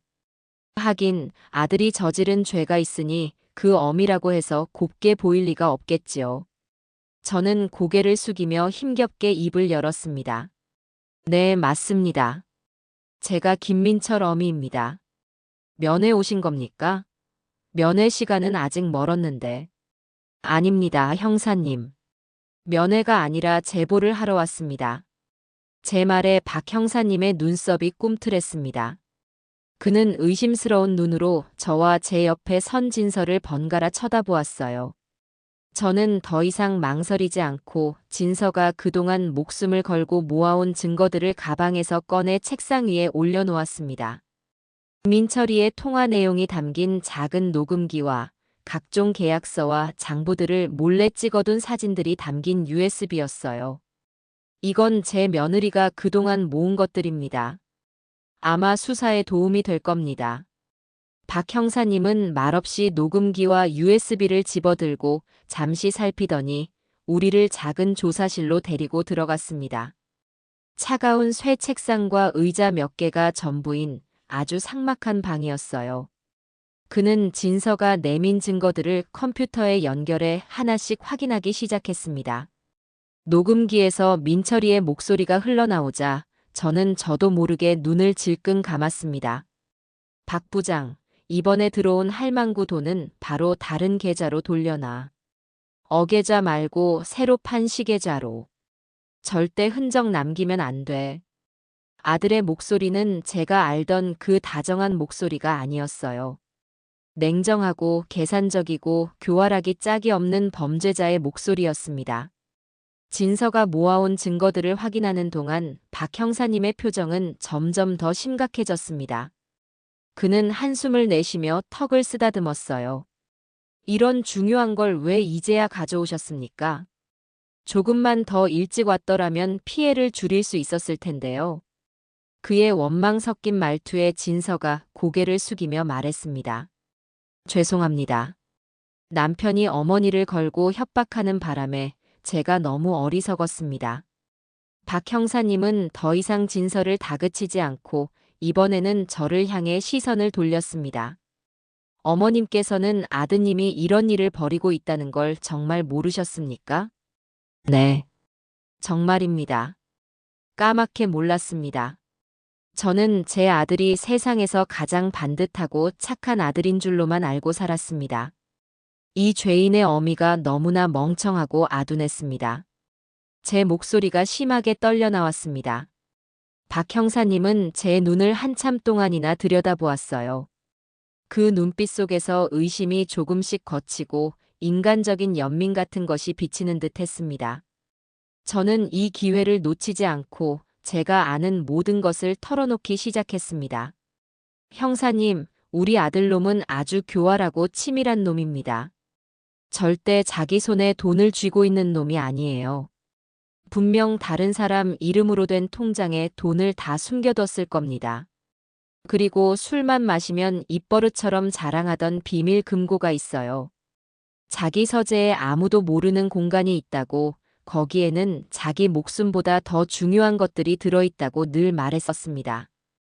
그리고 박 부장이라는 사람하고 밤늦게까지 통화하는 걸 여러 번 들었습니다. 아마 그놈이 공범일 겁니다. 저는 제가 기억하는 모든 것, 민철이가 무심코 흘렸던 말 한마디까지 전부 다 쏟아냈습니다. 제 이야기를 듣는 동안 박 형사님은 쉴 새 없이 수첩에 무언가를 받아 적었어요. 한참 동안 제 이야기를 다 듣고 난 그는 잠시 생각에 잠기더니 제게 이렇게 말했습니다. 어머님, 지금부터가 중요합니다. 김민철은 아마 어머님께 연락을 취하려 할 겁니다. 분명 억울하다며 눈물로 호소하며 어머님의 마음을 약하게 만들려고 하겠죠. 그리고 분명 무언가를 부탁할 겁니다. 증거를 숨겨달라거나 누군가에게 뭘 전달해달라거나. 그때 절대로 넘어가시면 안 됩니다. 저희에게 바로 연락을 주셔야 합니다. 어머님께서 저희를 도와주셔야 저희도 아드님의 숨겨진 재산을 찾아서 피해자들에게 돌려드릴 수가 있습니다. 하실 수 있겠습니까? 네, 하고 말고요. 내 아들놈이 저지른 죄, 이 어미가 전부 다 바로잡을 겁니다. 그놈이 평생 감옥에서 썩게 된다고 해도 저는 눈 하나 깜짝 안 할 겁니다. 제 단호한 대답에 박 형사님은 자리에서 일어나 제게 고개를 숙였습니다. 어머님의 용기에 정말 감사드립니다. 그 말을 듣는 순간 저는 제 아들이 저지른 끔찍한 죄와는 별개로 인간으로서 옳은 길을 선택했다는 작은 위안을 얻을 수 있었습니다. 경찰서를 나온 뒤 저와 진서는 말없이 집으로 향했습니다. 하늘은 여전히 잿빛이었지만 제 마음속을 짓누르던 무거운 돌덩이는 한결 가벼워진 기분이었어요. 이제 내가 무엇을 해야 할지 분명해졌기 때문일까요? 그날 이후 저는 하루 종일 전화기만 붙들고 살았습니다. 박 형사님의 말대로 분명 민철이에게서 연락이 올 것이라고 생각했기 때문입니다. 그리고 예상은 정확히 맞아떨어졌어요. 이틀 뒤 모르는 번호로 전화 한 통이 걸려왔습니다. 교도소에 있는 아들이었습니다. 어머니, 저 민철이에요. 수화기 너머로 들려오는 아들의 목소리는 잔뜩 잠겨 있었고 금방이라도 울음이 터질 것처럼 위태롭게 떨리고 있었습니다. 하지만 저는 더 이상 그 목소리에 속지 않았어요. 그래. 몸은 괜찮으냐? 저는 일부러 감정 없는 목소리로 짧게 대답했습니다. 그러자 아들은 기다렸다는 듯이 울음을 터뜨리며 억울함을 호소하기 시작했어요. 어머니, 저 정말 억울해요. 이건 다 박 부장 그놈이 꾸민 짓이에요. 저는 그놈 말만 믿고 도장만 찍어줬을 뿐인데 그놈이 제 뒤통수를 치고 돈을 전부 빼돌린 다음에 저한테 다 뒤집어 씌운 거예요. 어머니, 저 좀 믿어주세요. 제발요. 참으로 가증스러운 연기였습니다. 예전 같았으면 오냐오냐 내 아들 얼마나 억울하냐며 함께 울며 가슴을 쳤겠지만 지금의 저는 달랐습니다. 그래서 나더러 뭘 어쩌라는 거냐? 어머니, 제가 여기서 나가려면 증거가 필요해요. 박 부장 그놈이 저를 협박했던 녹음 파일이 있어요. 그걸 검사한테 제출해야 제 누명을 벗을 수 있어요. 제 방 책상, 세 번째 서랍 안쪽에 손을 넣어보시면 작은 공간이 하나 있어요. 거기에 제가 작은 봉투 하나를 숨겨뒀거든요. 그거 아무도 모르게 꺼내서 제가 알려주는 변호사한테 좀 전해주실 수 있으세요? 어머니밖에 없어요. 제발 저 좀 살려주세요, 어머니. 아들은 눈물 콧물을 쏟으며 애절하게 매달렸습니다. 저는 아무런 대답 없이 수화기를 들고 있었어요. 제 아들은 마지막 순간까지도 저를 이용해 증거를 인멸하려고 하고 있었습니다. 어미의 모정이라는 것을 자신의 마지막 탈출구로 삼으려고 하고 있었던 겁니다. 그 순간 제 마음속에 남아있던 한 가닥 희미한 동정심마저 차갑게 식어버렸습니다. 알겠다. 네가 시키는 대로 해보마. 저는 일부러 아들을 안심시키는 말을 하고 전화를 끊었습니다. 그리고 곧바로 박 형사님께 전화를 걸어 방금 있었던 일을 모두 알렸어요. 박 형사님은 제게 절대로 먼저 서랍을 열어보지 말고 내일 아침 자신과 함께 집으로 가자고 신신당부를 했습니다. 다음 날 아침 약속한 시간에 박 형사님과 다른 수사관 2명이 저희 집으로 찾아왔습니다. 저는 그들을 민철이의 서재로 안내했어요. 아들 녀석의 서재는 언제나 깔끔하게 정돈되어 있었지만 지금 보니 그 모든 것이 사람들을 속이기 위한 위장이었을 뿐이라는 생각에 구역질이 났습니다. 박 형사님은 장갑을 낀 손으로 조심스럽게 민철이의 책상 세 번째 서랍을 열었어요. 그리고 서랍 안쪽 깊숙한 곳을 더듬더니 찾았습니다 하고 작게 말했습니다. 서랍 안쪽 벽면이 작은 문처럼 딸깍 소리를 내며 열렸고 그 안에서 손바닥만 한 작은 비밀 공간이 모습을 드러냈습니다. 그 안에는 아들이 말한 봉투가 들어있지 않았습니다. 대신 그곳에는 아주 낡고 손때 묻은 작은 수첩 하나가 들어있었어요. 박 형사님은 조심스럽게 그 수첩을 꺼내 펼쳐보았습니다. 저도 그 옆에서 숨을 죽인 채 수첩을 들여다보았어요. 그 안에는 날짜와 함께 알아보기 힘든 암호 같은 글자들과 숫자들이 빼곡하게 적혀 있었습니다. 이건 차명계좌 목록입니다. 그리고 이건 돈을 건넨 사람들의 이니셜과 금액으로 보입니다. 로비 장부인 것 같습니다. 그리고 뒷장에는 대포폰 번호와 공범들의 연락처까지. 김민철이가 그동안 저지른 모든 범죄의 기록이 이 작은 수첩 안에 다 들어 있었군요. 박 형사님은 흥분을 감추지 못하며 말했어요. 아들은 저를 속였던 겁니다.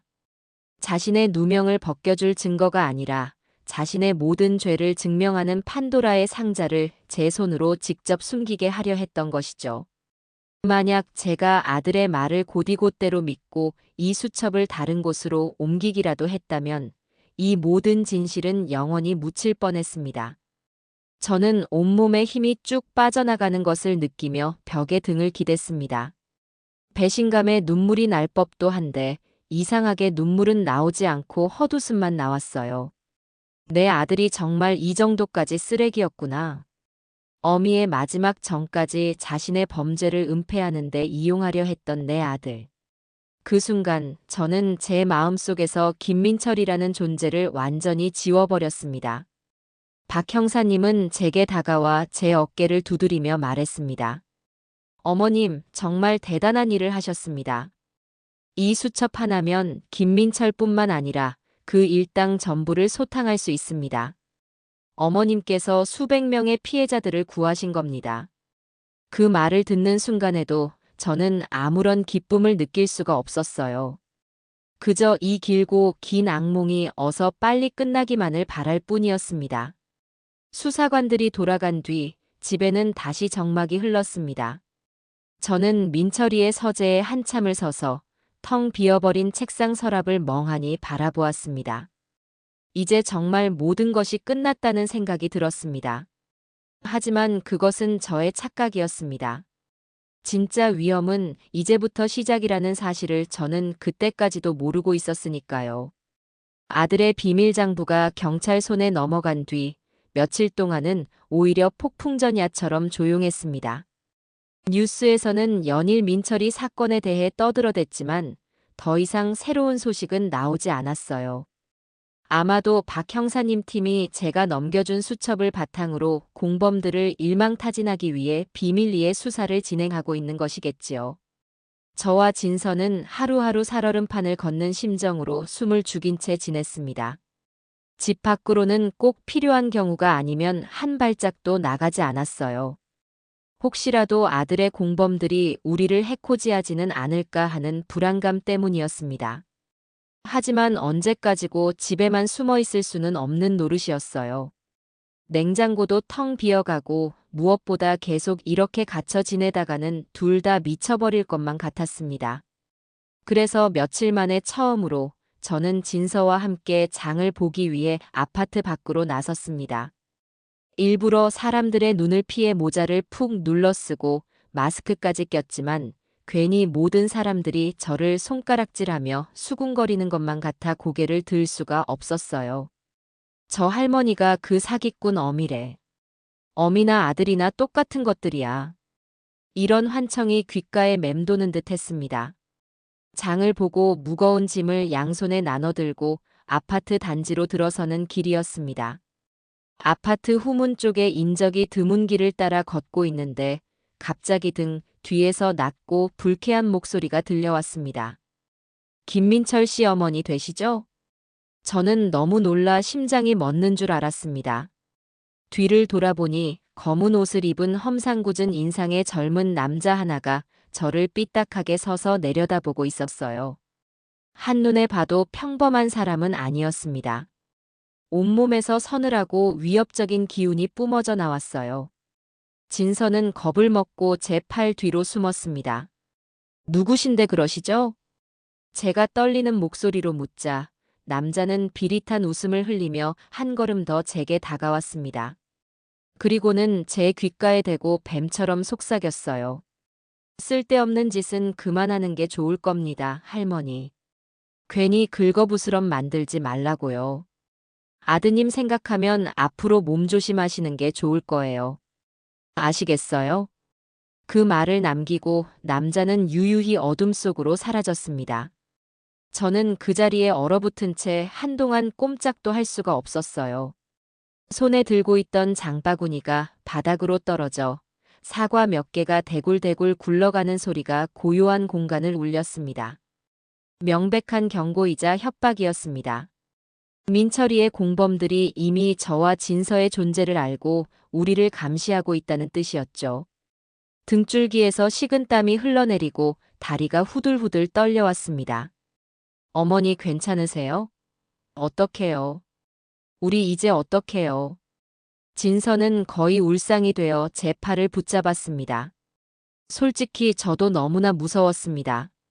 하지만 그 두려움보다 더 큰 감정이 제 마음속에서 불길처럼 치솟아 올랐어요. 그것은 바로 분노였습니다. 감히 저 따위 버러지 같은 놈들이 나를 협박해? 내 아들놈 하나 잘못 키운 죄로 평생을 죄인처럼 살아야 하는 것도 억울해 죽겠는데 이제는 그놈의 똘마니들한테까지 이런 취급을 당해야 한단 말인가. 저는 오히려 오기가 생겼습니다. 그래, 어디 한번 해볼 테면 해봐라. 이 늙은이가 죽기 전에 니놈들 뿌리까지 모조리 다 뽑아버리고 말 테다. 저는 떨리는 다리에 힘을 주고 똑바로 섰습니다. 그리고 진서의 손을 꽉 잡았어요. 아가, 정신 똑바로 차려. 저놈들이 저렇게 나온다는 건 지금 우리가 아주 잘하고 있다는 뜻이야. 저놈들이 지금 막다른 골목에 몰려서 똥줄이 타기 시작했다는 증거라고. 그러니까 우리는 여기서 멈추면 안 돼.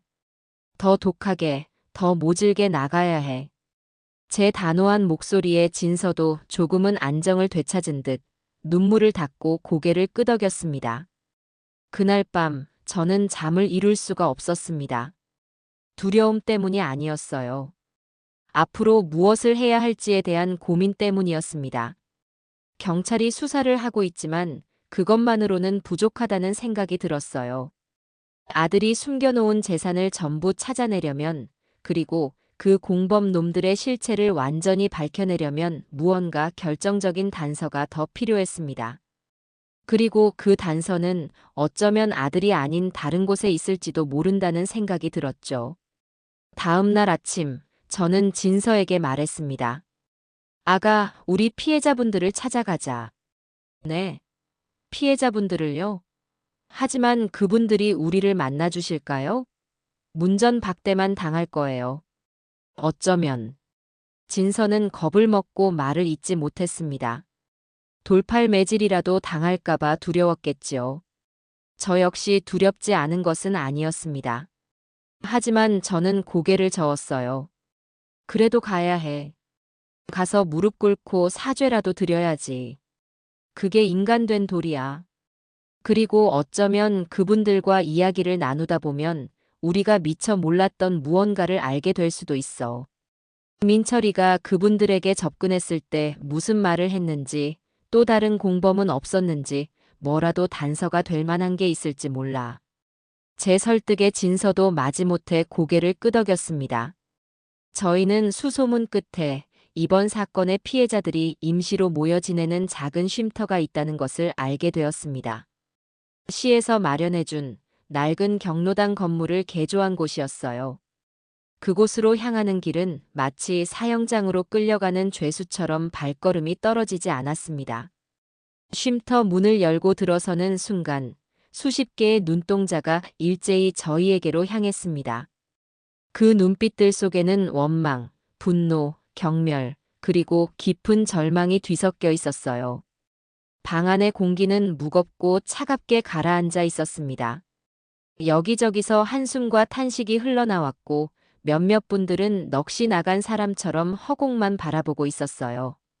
제 아들 김민철이가 바로 이 평범하고 선량한 사람들의 인생을 송두리째 앗아간 것이었습니다. 저는 그분들 앞에 나아가 진서와 함께 바닥에 무릎을 꿇었습니다. 그리고는 차가운 바닥에 이마를 대고 깊이 머리를 조아렸어요. 죄송합니다. 정말 죄송합니다. 제가 죽을 죄를 지었습니다. 제 아들놈을 대신해서 이 죄인의 어미가 무릎 꿇고 사죄드립니다. 제 목소리는 형편없이 떨리고 갈라졌습니다. 한동안 아무도 말이 없었어요. 싸늘한 침묵만이 저희를 짓눌렀습니다. 그때 한쪽 구석에서 익숙한 목소리가 들려왔습니다. 이제 와서 사죄하면 뭐가 달라지는데? 죽은 우리 영감이 살아 돌아오기라도 한데?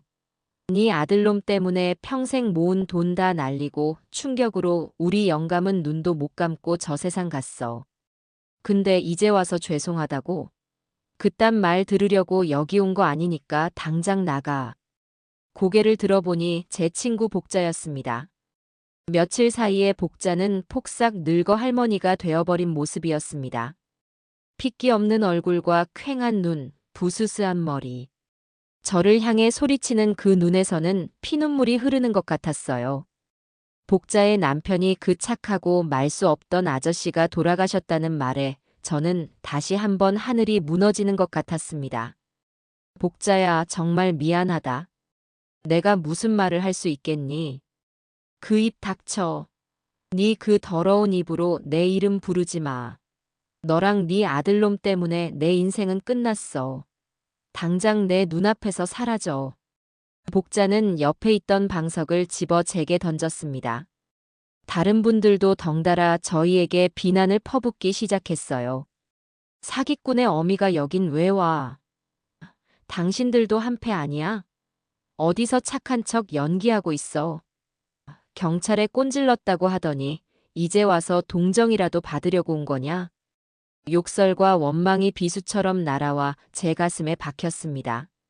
저는 그 모든 비난을 묵묵히 온몸으로 받아냈어요. 그래요, 저는 맞아 죽어도 싼 죄인이었습니다. 그렇게 한바탕 소동이 지나가고 사람들이 지쳐서 씩씩거리고 있을 때였어요. 방 한쪽에서 휠체어를 탄 할아버지 한 분이 조용히 입을 열었습니다. 다들 그만들 좀 하시오. 저 양반이라고 편하겠소? 자식 잘못 키운 죄로 평생 가슴에 피멍이 들 텐데. 그리고 저 양반이 아들놈 비밀장부 경찰에 넘겨준 덕분에 공범놈들 잡을 희망이라도 생긴 거 아니오. 그 말에 웅성거리던 사람들도 조금씩 조용해졌습니다. 저는 고개를 들어 그 할아버지를 바라보았어요. 그분은 힘없는 미소를 지으며 제게 말했습니다. 나는 김민철 그놈한테 2번 속은 사람이오. 처음에는 땅을 팔라고 찾아와서 아주 헐값에 넘겼고 그 돈마저 복지타운에 투자하라고 해서 다 털어넣었지. 평생 농사만 짓고 살아온 늙은이가 뭘 알았겠소. 그냥 아들 같고 손주 같아서 믿었던 거지. 할아버지의 이야기를 시작으로 다른 분들도 하나둘씩 자신들의 기막힌 사연을 털어놓기 시작했습니다. 다들 제 아들 민철이의 그 선량해 보이는 얼굴과 효자라는 소문에 감쪽같이 속아 넘어갔던 것이었어요. 저는 그분들의 이야기를 들으며 죄책감에 고개를 들 수가 없었습니다. 이야기를 나누는 동안 저는 혹시라도 단서가 될 만한 것이 있을까 싶어 집에서 가져온 낡은 사진첩 하나를 꺼냈습니다. 민철이의 어릴 적 사진들이 담겨 있는 앨범이었어요. 이 앨범을 왜 들고 왔는지 저도 잘 모르겠습니다. 어쩌면 이 선량한 분들에게 제 아들도 처음부터 악마는 아니었다고 이렇게 천사처럼 웃던 시절도 있었다고 보여주고 싶었던 걸지도 모릅니다. 참으로 어리석은 생각이었죠. 저는 사진첩을 한 장 한 장 넘겼습니다. 돌잔치 사진, 유치원 졸업식 사진, 초등학교 입학식 사진 속에 민철이는 하나같이 해맑고 사랑스럽게 웃고 있었습니다. 이 아이가 커서 어떻게 그런 끔찍한 괴물이 되었을까요? 제 눈에서 뜨거운 눈물이 앨범 위로 뚝뚝 떨어졌습니다. 그렇게 한참 동안이나 앨범을 들여다보던 제 손가락이 어느 한 사진 앞에서 멈췄습니다. 초등학교 2학년 때쯤이었을까요? 시골 할머니 댁에 놀러가서 찍은 사진이었습니다. 사진 속에서 민철이는 감나무 아래에 땅을 파고 작은 깡통 상자 하나를 묶고 있었어요. 그리고는 카메라를 보며 아주 자랑스러운 표정으로 환하게 웃고 있었죠. 그 사진을 보는 순간 제 머릿속에서 아주 오래전의 기억 하나가 안개 속에서처럼 아련하게 떠올랐습니다. 그날 흙투성이가 된 채로 제게 달려와서 자랑하던 아들의 목소리가 귓가에 생생하게 들려오는 듯했어요. 엄마, 엄마. 나 저기 감나무 밑에 세상에서 제일 소중한 보물을 묻었어. 아무한테도 말하면 안 돼. 나중에 내가 어른이 되면 꺼낼 거야. 세상에서 제일 소중한 보물. 그때는 그저 아이의 귀여운 장난이라고만 생각하고 웃어넘겼습니다. 하지만 지금 이 순간 그 기억은 제게 전혀 다른 의미로 다가왔습니다. 어릴 적부터 무언가를 숨기는 데에 특별한 재능과 집착을 보였던 내 아들. 그 녀석에게 비밀 장소란 어떤 의미였을까요? 그 순간 제 머릿속에 무언가 번개처럼 강렬한 예감이 스쳐 지나갔습니다. 혹시? 설마. 아니, 그럴 리가. 하지만 한번 피어오른 의심의 불씨는 걷잡을 수 없이 타오르기 시작했습니다. 어쩌면 그 감나무 아래에 내 아들이 숨겨둔 마지막 진실이 잠들어 있을지도 모른다는 미친 생각이 제 온몸을 전율처럼 휩싸고 있었습니다. 쉼터에서 집으로 돌아오는 내내 제 머릿속은 온통 시골집 감나무 생각뿐이었습니다.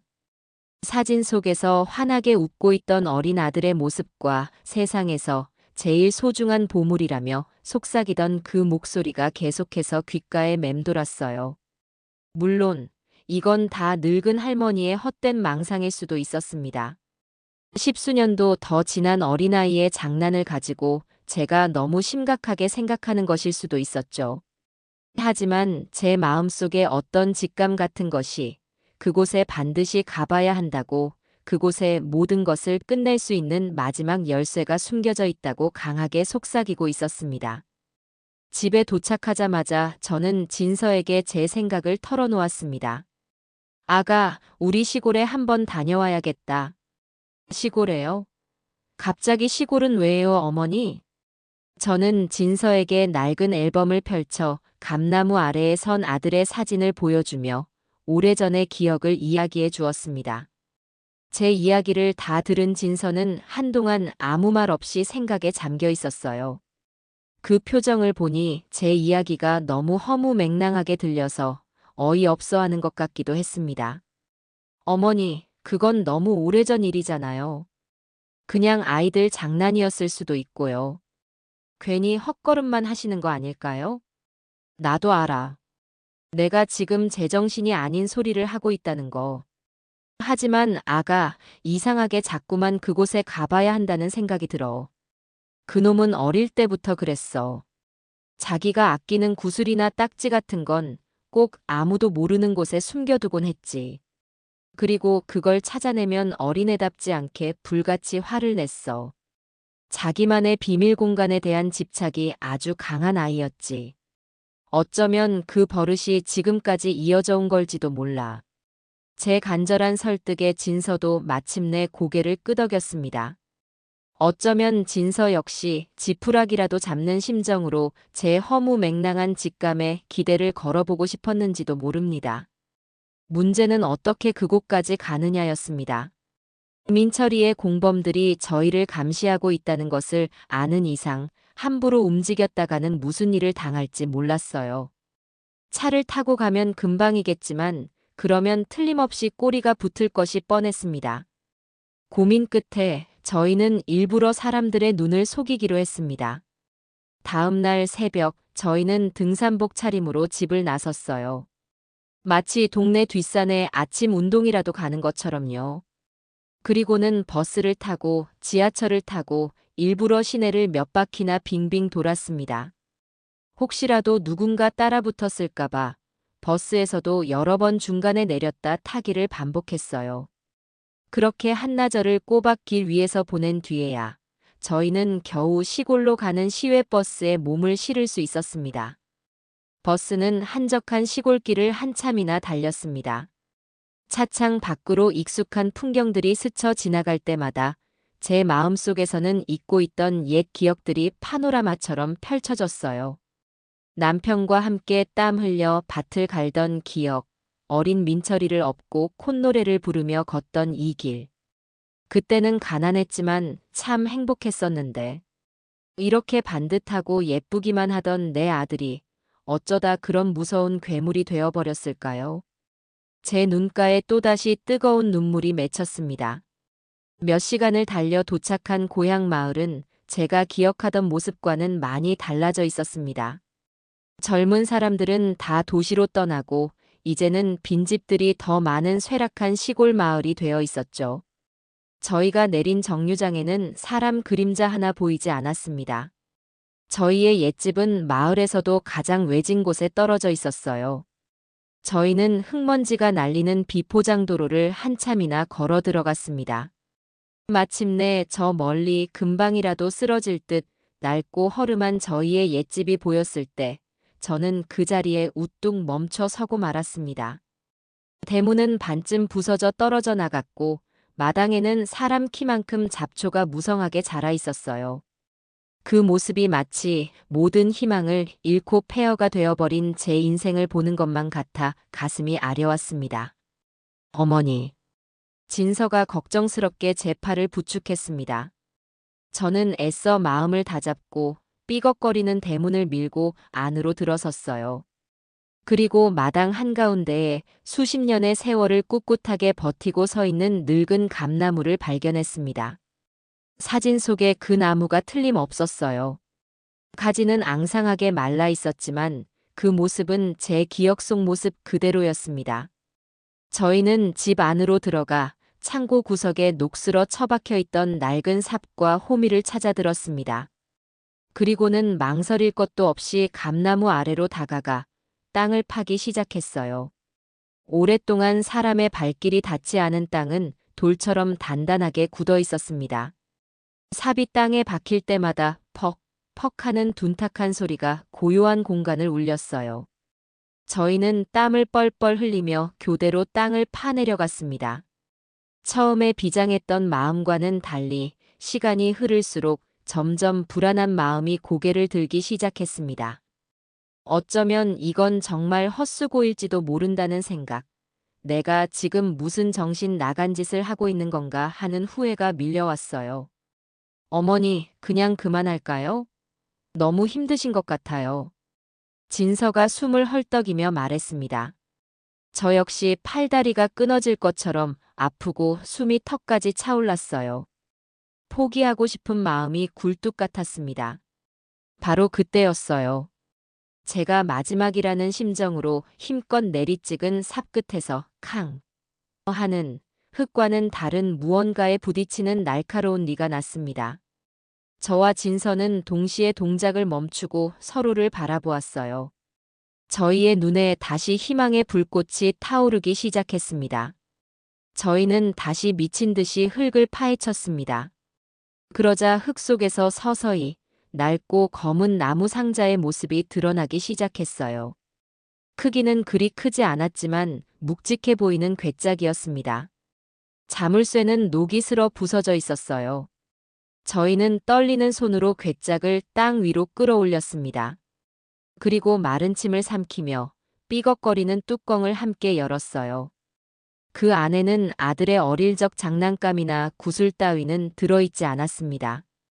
대신 그 안을 가득 채우고 있는 것은 비닐에 꽁꽁 쌓인 여러 개의 통장 뭉치와 도장이 찍힌 백지 위임장들, 그리고 제 눈을 의심하게 만드는 누런 금괴 몇 덩어리였습니다.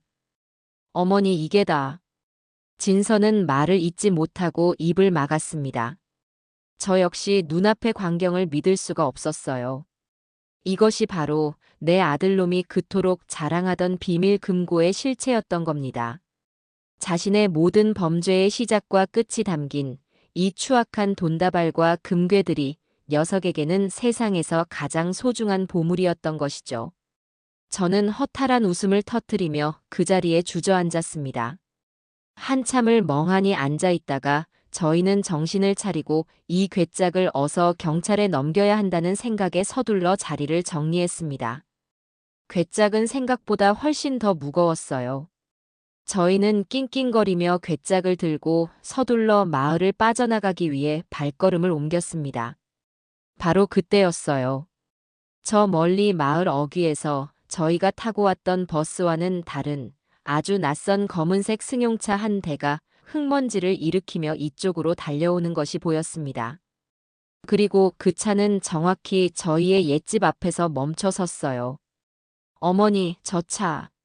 진서의 목소리가 공포에 질려 떨렸습니다. 차 문이 열리고 그 안에서 며칠 전 저를 협박했던 바로 그 험상궂은 남자와 또 다른 덩치 큰 남자 2명이 내렸습니다. 그놈들이 저희를 뒤쫓아온 것이었습니다. 튀어. 저도 모르게 소리쳤습니다. 저희는 괴짝을 들고 무작정 집 뒤편의 야산으로 뛰기 시작했습니다. 등 뒤에서는 저 할망구들 잡아 하는 고함 소리와 나뭇가지를 밟으며 쫓아오는 거친 발소리가 심장을 조여왔습니다. 저희는 숨이 턱까지 차올랐지만 멈출 수가 없었어요. 이 괴짝을 빼앗기면 모든 것이 끝장이었습니다. 수많은 피해자들의 마지막 희망이, 그리고 저의 마지막 속죄의 기회가 사라지는 것이었습니다. 저희는 서로를 의지하며 어둡고 험한 산길을 필사적으로 달리고 또 달렸습니다. 이제 저희의 운명은 그 누구도 예측할 수 없는 짙은 어둠 속으로 빨려 들어가고 있었어요. 저는 제 평생 그렇게 빨리, 그렇게 필사적으로 뛰어본 적이 없었습니다. 숨이 턱까지 차올라 심장이 터져버릴 것 같았지만 멈출 수가 없었어요. 손에 들린 이 괴짝. 이것은 단순한 돈 상자가 아니었습니다. 내 아들의 죄 때문에 평생을 고통 속에서 살아가야 할 수백 명의 피해자들의 마지막 희망이었습니다. 그리고 이 죄 많은 어미가 평생을 짊어지고 가야 할 마지막 속죄의 무게였습니다. 이걸 빼앗기는 순간 모든 것이 끝장이었어요. 어머니, 저쪽이에요. 진서가 저보다 앞서 달리며 손가락으로 방향을 가리켰습니다. 어둠 속에서도 용케 길을 찾아내는 것이 저보다 훨씬 침착하고 강단이 있었어요. 저희는 칡넝쿨과 가시덤불을 닥치는 대로 헤치며 정신없이 산속으로 파고들었습니다. 날카로운 나뭇가지가 얼굴을 스치고 발목을 찔러 따끔한 통증이 느껴졌지만 그런 것을 신경 쓸 겨를조차 없었습니다. 묵직한 괴짝 때문에 자꾸만 몸이 휘청거렸고 몇 번이나 발을 헛디뎌 넘어질 뻔한 것을 겨우 버텨냈어요. 한참을 정신없이 달리자 등 뒤에서 들려오던 발소리가 조금씩 멀어지는 듯 했습니다.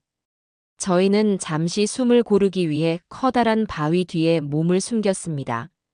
저는 그 자리에 주저앉아 거친 숨을 몰아쉬었어요.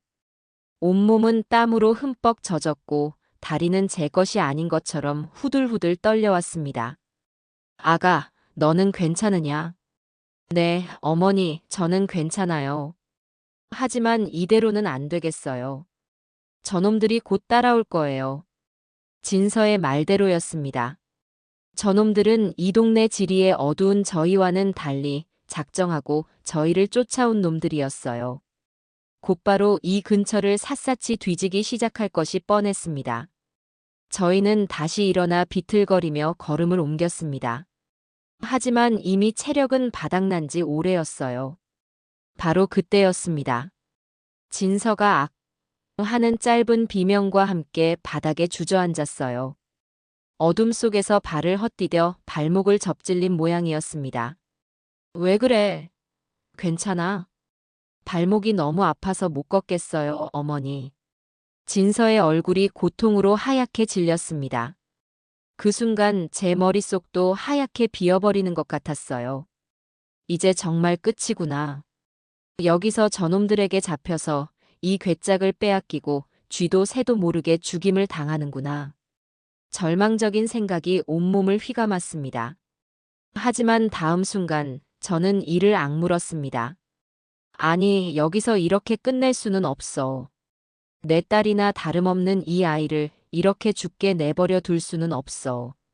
저는 괴짝을 바닥에 내려놓고 진서의 등을 제 앞에 내밀게 했습니다. 엎혀라. 네. 하지만 어머니 허리도 안 좋으신데. 시끄러워. 괜찮으니까 어서. 저는 진서를 억지로 제 등에 업었습니다. 70평생 누군가를, 그것도 다 큰 어른을 업어본 것은 처음이었습니다. 며느리의 무게에 무릎이 휘청거리고 눈앞이 아찔했지만 저는 젖먹던 힘까지 다해 자리에서 일어났습니다. 그리고 한 손으로는 괴짝 손잡이를 잡고 땅에 질질 끌며 다시 걷기 시작했어요. 한 걸음, 또 한 걸음. 제 입에서는 흡하는 거친 소리가 터져 나왔고 등과 어깨에서는 뼈가 부서지는 듯한 고통이 느껴졌습니다. 하지만 저는 멈추지 않았어요. 제 등 뒤에서 흐느끼는 며느리의 울음소리가, 그리고 저 멀리서 이쪽으로 간 것 같아. 찾아봐. 하고 외치는 놈들의 목소리가 저를 채찍질했습니다. 얼마나 걸었을까요? 더 이상은 단 한 걸음도 내디딜 수 없다고 생각했을 때 제 눈앞에 희미하게 어떤 형태가 보였습니다. 그것은 아주 오래전 동네 사냥꾼들이 짐승을 피하기 위해 임시로 파놓았던 작은 토굴이었습니다. 지금은 거의 허물어져 입구가 좁았지만 우리 두 사람이 겨우 몸을 숨길 수는 있을 것 같았어요. 저는 마지막 남은 힘을 쥐어짜 내 진서를 토굴 안으로 밀어넣고 저도 괴짝과 함께 굴러 들어가다시피 했습니다. 그리고는 입구를 마른 나뭇잎과 덤불로 급하게 가렸어요. 토굴 안은 한 사람이 겨우 누울 수 있을 정도로 비좁고 축축했습니다. 저희는 숨소리조차 내지 않으려고 입을 틀어막은 채 웅크렸어요. 잠시 후 저희가 숨어있는 토굴 바로 위로 놈들의 발소리가 들려왔습니다. 젠장, 어디로 사라진 거야? 분명 이 근처일 텐데 샅샅이 뒤져. 그놈들의 목소리가 바로 머리 위에서 들려올 때마다 제 심장은 발소리에 맞춰 터질 듯이 요동쳤습니다. 제발, 제발 우리를 그냥 지나쳐가게 해주세요. 저는 평생 믿지도 않던 하늘에 필사적으로 기도했습니다. 시간이 얼마나 흘렀을까요? 영원처럼 느껴지던 시간이 지나고 놈들의 발소리와 목소리가 조금씩 멀어져 갔습니다. 그들이 다른 쪽으로 수색을 하러 간 모양이었어요. 저는 그제야 참았던 숨을 몰아쉬었습니다. 하지만 안심하기는 일렀어요. 날이 밝으면 놈들은 다시 이곳을 샅샅이 뒤질 것이고 그때는 정말 꼼짝없이 잡히고 말 겁니다. 저는 떨리는 손으로 품속에서 휴대폰을 꺼내 들었습니다. 다행히 아직 배터리가 조금 남아 있었어요. 저는 서둘러 박 형사님의 번호를 눌렀습니다. 제발, 제발 전화를 받아야 해. 몇 번의 신호음이 가고 마침내 수화기 너머에서 박 형사님의 잠긴 목소리가 들려왔습니다. 여보세요? 형사님, 저예요. 김민철 어미.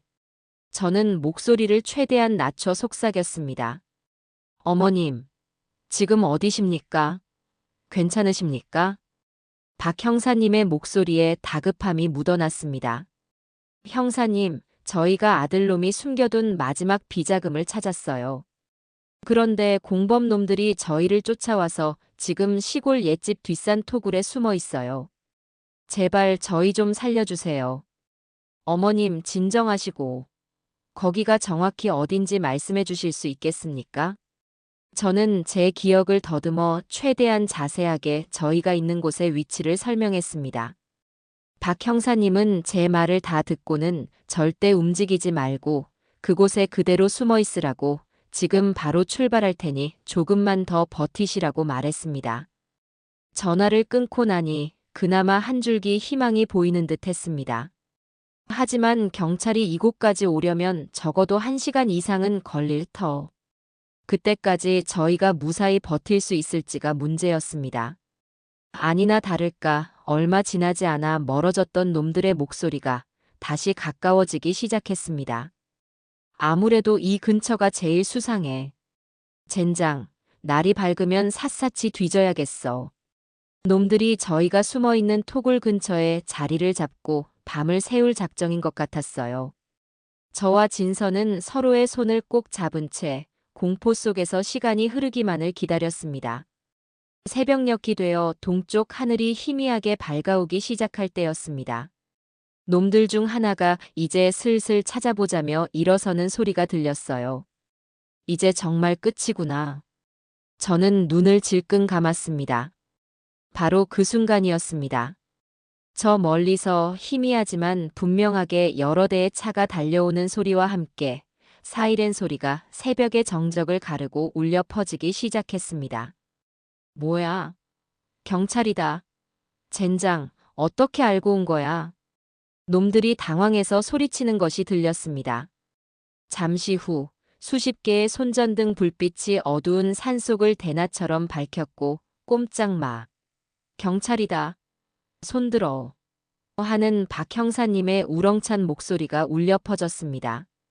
우왕좌왕하던 놈들은 얼마 저항하지도 못하고 현장에서 모두 체포되었습니다. 저와 진서는 그제야 토굴 밖으로 기어 나왔습니다. 박 형사님과 다른 경찰관들이 저희에게 달려와 괜찮냐며 물었어요. 저는 다리에 힘이 풀려 그 자리에 주저앉았습니다. 긴장이 풀리자 온몸이 솜처럼 늘어지는 기분이었어요. 저희는 경찰들에게 괴짝을 무사히 인계했습니다. 박 형사님은 괴짝 안을 확인하고는 놀라움을 금치 못하며 제게 말했습니다. 어머님, 이걸 정말 찾아내셨군요. 정말 믿을 수가 없습니다.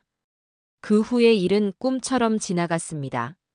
저희는 경찰차를 타고 무사히 서울로 돌아왔고 저희가 찾아낸 비자금과 비밀 장부는 아들 민철이와 그 일당의 모든 범죄를 증명하는 결정적인 증거가 되었습니다. 며칠 뒤 뉴스에서는 대대적으로 효자골드 노인 복지타운 사기 사건의 전모가 밝혀졌다고 보도하기 시작했어요.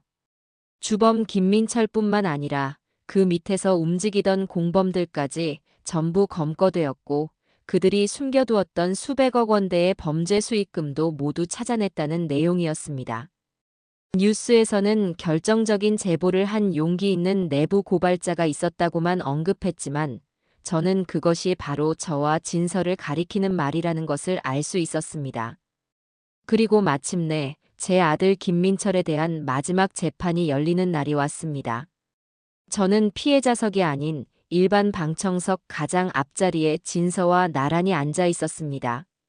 제 주위에는 복자를 비롯한 다른 피해자 할머니, 할아버지들이 앉아 있었죠. 잠시 후 법정 문이 열리고 죄수복을 입은 민철이가 고개를 푹 숙인 채 법정 안으로 들어왔습니다. 몇 달 사이에 아들은 살이 쏙 빠지고 얼굴이 반쪽이 되어 있었습니다. 하지만 저는 그 모습에 조금도 마음이 흔들리지 않았어요. 피고인석에 앉은 아들이 무심코 고개를 들었습니다. 그리고 방청석에 앉아 있는 저와 눈이 마주쳤어요. 그 순간 아들의 눈이 지진이라도 난 것처럼 심하게 흔들렸습니다. 그 눈에는 놀라움, 당혹감, 그리고 이내 저를 향한 깊은 원망과 분노가 담겨 있었습니다. 어머니가 어떻게 나한테 이럴 수가 있어. 아들의 눈빛은 그렇게 말하고 있었어요. 저는 그 시선을 조금도 피하지 않고 똑바로 아들의 눈을 마주 보았습니다. 제 눈빛은 아들에게 이렇게 말하고 있었죠. 그래, 이 어미가 그랬다. 네가 저지른 죄, 이 어미 손으로 직접 심판대에 세운 것이다. 그것이 내가 너에게 해줄 수 있는 마지막 사랑이다. 한참 동안이나 이어진 침묵의 눈맞춤 끝에 아들은 결국 고개를 떨구었습니다. 재판이 진행되는 내내 아들은 단 한 번도 고개를 들지 못했어요. 그리고 마침내 재판장의 엄숙한 목소리가 법정 안에 울려 퍼졌습니다. 피고인 김민철에게 징역 30년을 선고한다. 그 판결이 내려지는 순간 방청석 여기저기서 흐느낌과 함께 안도의 한숨이 터져 나왔습니다. 저는 조용히 눈을 감았습니다. 길고 길었던 제 인생을 송두리째 뒤흔들었던 악몽이 마침내 끝나는 순간이었습니다. 재판이 끝나고 며칠이 지났습니다. 아들 민철이와 그 공범들은 모두 법의 엄중한 심판을 받았고 신문과 텔레비전에서는 연일 그 소식을 떠들썩하게 보도했어요. 사상 최악의 노인 사기 사건, 주범에게 중형 선고, 시민의 용기 있는 제보로 범죄 수익금 전액 환수 같은 제목들이 화면을 가득 채웠습니다. 저는 그 뉴스를 보면서도 아무런 감정을 느낄 수가 없었어요. 그저 폭풍이 지나간 폐허 한가운데에 홀로 서 있는 기분이었습니다. 저와 진서는 가장 먼저 이사를 준비하기 시작했습니다. 아들이 마련해준, 이제는 범죄의 소굴이 되어버린 이 넓고 텅 빈 아파트를 하루빨리 떠나고 싶었어요. 저희는 아파트와 민철이가 제 명의로 해두었던 다른 재산들을 모두 처분하기로 했습니다. 그리고 그 돈은 전부 피해자들에게 돌려주기로 마음먹었죠. 부동산에 집을 내놓고 이삿짐 센터를 불러 짐을 싸기 시작했습니다. 막상 짐을 정리하다 보니 이 집에 있는 것들 중 제 손때가 묻은 것은 거의 없다는 사실을 깨달았어요. 전부 민철이가 사들인 값비싼 가구와 장식품들 뿐이었습니다. 저희는 그 모든 것을 미련 없이 버리거나 중고 가구점에 헐값으로 넘겼습니다. 이삿짐이라고는 저와 진서의 낡은 옷가지 몇 개와 제가 시집 올 때 가져온 작은 자개장 하나가 전부였어요. 그렇게 이사를 준비하며 분주한 하루를 보내고 있을 때였습니다. 현관 초인종이 울렸어요. 문을 열어보니 그 앞에는 제 친구 복자를 비롯한 쉼터의 할머니, 할아버지 몇 분이 서 계셨습니다. 손에는 과일 바구니와 작은 선물 꾸러미 같은 것들을 들고 있었어요. 저는 너무 놀라 아무 말도 하지 못하고 그분들을 바라보았습니다. 복자는 한참을 망설이다가 제게 다가와 제 손을 덥석 잡았습니다. 경자야, 복자야, 내가 너한테 죽을 죄를 지었다. 내가 너한테 어떻게 그런 심한 말을. 너도 똑같은 피해자고 나보다 더 가슴이 찢어지고 있을 텐데 내가 정말 미쳤었나 보다. 제발 나를 용서해다오. 복자는 제 손을 잡은 채 아이처럼 엉엉 울었습니다. 그 모습에 저 역시 참았던 눈물을 터뜨리고 말았어요. 저희는 한참 동안이나 서로를 부둥켜 안고 울었습니다. 그 눈물 속에는 지난 시간 동안의 아픔과 원망, 그리고 미안함과 고마움이 모두 녹아내리는 듯 했어요. 복자 뒤에 서 계시던 휠체어 탄 할아버지께서 헛기침을 하며 저희에게 다가왔습니다. 김민철 씨 어머니, 아니, 이경자 여사님. 저희가 다 같이 인사드리러 왔습니다. 여사님과 며느님이 아니었으면 저희는 평생 길거리에서 억울하게 죽었을 겁니다. 이 은혜를 어떻게 다 갚아야 할지 모르겠습니다. 할아버지는 휠체어에 앉은 채로 제게 깊이 고개를 숙였습니다. 다른 분들도 모두 저와 진서를 향해 허리를 굽혀 감사 인사를 했어요. 저는 어쩔 줄을 몰라 하며 그분들의 손을 잡았습니다. 아닙니다. 이러지 마세요. 저는 죄인의 어미일 뿐입니다. 제가 무슨 자격으로 이런 인사를 받겠습니까? 오히려 제가 여러분께 평생을 속죄하며 살아야지요. 아닙니다, 여사님. 자식 잘못은 자식 잘못이고 여사님은 위대한 일을 하신 겁니다. 저희 모두 그렇게 생각하고 있습니다. 그러니 너무 자책하지 마시고 앞으로는 며느님과 함께 꿋꿋하게 살아가십시오. 저희가 늘 응원하겠습니다. 그분들은 한참 동안이나 저희의 손을 잡아주시며 위로와 감사의 말을 전하고 떠났습니다. 텅 빈 집에는 저희 두 사람과 그분들이 남기고 간 따뜻한 온기만이 가득했습니다. 저는 그날 처음으로 아주 오랜만에 깊은 잠을 잘 수 있었습니다. 며칠 뒤 저희는 정들었던 그리고 원망스러웠던 아파트를 떠나 작은 빌라의 월세방으로 이사를 했습니다. 예전 집에 비하면 방도 좁고 허름했지만 이상하게도 마음은 훨씬 더 편안하고 아늑했어요. 더러운 돈으로 치장된 가짜 행복이 아니라 정직한 가난 속에서 진짜 행복을 찾은 기분이었습니다. 이삿짐을 다 풀고 저희는 작은 밥상에 마주 앉아 단출한 저녁을 먹었습니다. 밥과 김치 그리고 된장찌개가 전부인 소박한 밥상이었지만 제 평생 먹어본 그 어떤 진수성찬보다도 더 꿀맛처럼 달게 느껴졌어요. 밥을 먹는 내내 아무 말 없던 진서가 갑자기 숟가락을 내려놓고 저를 똑바로 쳐다보며 말했습니다. 어머니. 왜 그러니, 아가? 저 어머니께 드릴 말씀이 있어요. 진서는 한참을 망설이다가 결심한 듯 입을 열었습니다. 저 이제 어머니 딸 할래요. 민철 씨와는 법적으로도 완전히 남남이 되었지만 어머니와는 그렇게 되기 싫어요. 어머니만 괜찮으시다면 제가 평생 어머니 딸이 되어서 옆에서 모시고 살고 싶어요. 허락해 주시겠어요? 그 말을 듣는 순간 제 눈에서 다시 한번 뜨거운 눈물이 왈칵 쏟아졌습니다. 저는 아무 말도 하지 못하고 그저 고개만 계속 끄덕였어요. 제게는 세상에서 가장 나쁜 아들은 있었지만 세상에서 가장 착하고 귀한 딸이 있었습니다. 제가 무슨 복을 지었기에 이 지옥 같은 시간 속에서 이토록 귀한 보물을 얻게 된 걸까요? 저는 자리에서 일어나 진서를 힘껏 끌어안았습니다. 제 품에 안긴 며느리, 아니, 내 딸의 작은 어깨가 가늘게 떨리고 있었습니다.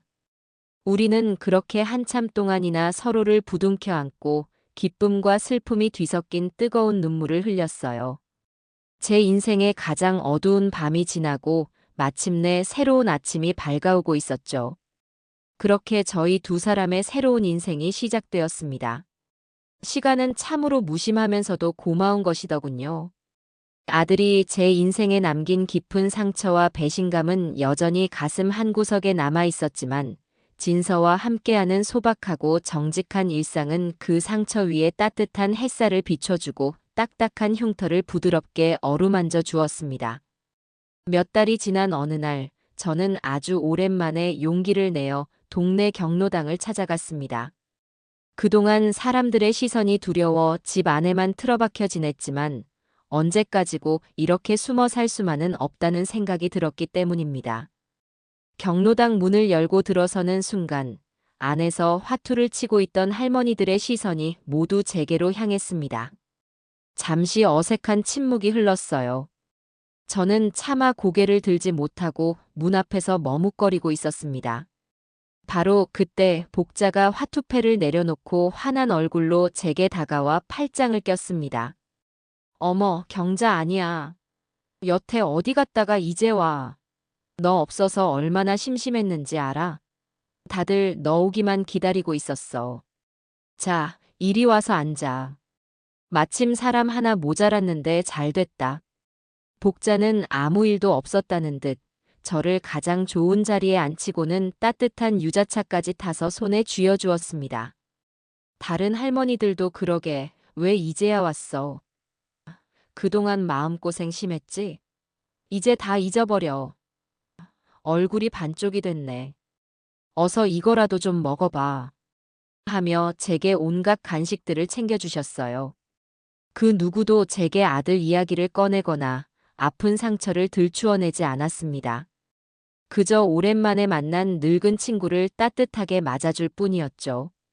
그 따뜻한 환대에 저는 또다시 코끝이 찡해지는 것을 느끼며 조용히 웃었습니다. 저는 더 이상 사기꾼 김민철의 어미가 아니라 그냥 친구 이경자로 돌아와 있었던 겁니다. 저와 진서는 주말마다 동네 무료 급식소에서 봉사활동을 시작했습니다. 무거운 짐을 나르고 수백 명분의 밥과 국을 끓이고 설거지를 하느라 몸은 고되고 힘들었지만 마음만은 그 어느 때보다 가볍고 충만했어요. 할머니, 정말 고맙습니다. 맛있게 잘 먹을게요. 하며 제 손을 꼭 잡아주는 어느 노숙인의 주름진 손에서 저는 제 아들이 주었던 그 어떤 비싼 선물보다도 더 큰 기쁨과 보람을 느꼈습니다. 진서 역시 예전의 그늘진 얼굴은 온데간데 없이 밝고 활기찬 미소를 되찾았어요. 저희는 땀 흘려 일한 뒤 급식소 구석에 마주 앉아 남은 밥에 김치를 얹어 먹으며 서로를 보고 웃었습니다. 그것이 저희가 찾은 진정한 행복이었습니다. 그러던 어느 날 저희의 작은 월세방으로 편지 한 통이 배달되었습니다. 발신인 주소는 아들이 있는 교도소로 되어 있었어요.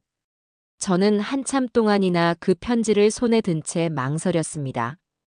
또 무슨 가증스러운 변명과 원망을 늘어놓았을까봐 차마 뜯어볼 용기가 나지 않았어요. 하지만 진서는 제 어깨를 두드리며 말했습니다. 어머니, 그래도 한번 읽어보세요. 어쩌면. 저는 떨리는 손으로 편지 봉투를 뜯었습니다. 편지지에는 아주 짧은 글 한 줄만이 아이처럼 삐뚤빼뚤한 글씨로 적혀 있었습니다. 어머니, 죄송합니다. 그 짧은 한 문장을 읽는 순간 제 눈에서 뜨거운 눈물이 주르륵 흘러내렸습니다. 편지지 위로 눈물이 떨어져 죄송합니다라는 글자가 얼룩처럼 번져나갔어요. 그 어떤 긴 변명보다도 그 어떤 눈물의 호소보다도 이 짧은 한마디가 제 가슴을 더 깊이 울렸습니다. 저는 그 편지를 조용히 가슴에 품었습니다. 이제야 제 아들이 조금은 진짜 사람이 된 것 같다는 생각이 들었습니다. 완벽한 용서는 아니었지만 그것은 분명 새로운 시작을 의미하는 작은 씨앗이었습니다. 그날 저녁 저는 진서와 마주 앉아 된장찌개를 끓여 먹었습니다. 창밖은 어두웠지만 저희의 작은 밥상을 비추는 등불은 그 어느 때보다 따뜻하고 환하게 빛나고 있었어요. 저는 문득 깨달았습니다. 저는 제 인생의 전부라고 생각했던 아들을 잃었지만 대신 진짜 딸을 얻었고 진정한 친구를 얻었고 그리고 무엇보다 더러운 돈과 바꿀 수 없는 떳떳하고 깨끗한 마음을 얻었다는 것을요. 그것이야말로 그 무엇과도 바꿀 수 없는 제 인생의 진짜 보물이었습니다. 저는 밥을 한술 크게 떠서 맞은편에 앉아 환하게 웃고 있는 내 딸 진서의 입에 넣어 주었어요. 세상은 여전히 시끄럽고 험한 곳이었지만 저희 두 사람이 함께하는 이곳은 더없이 평화롭고 행복합니다.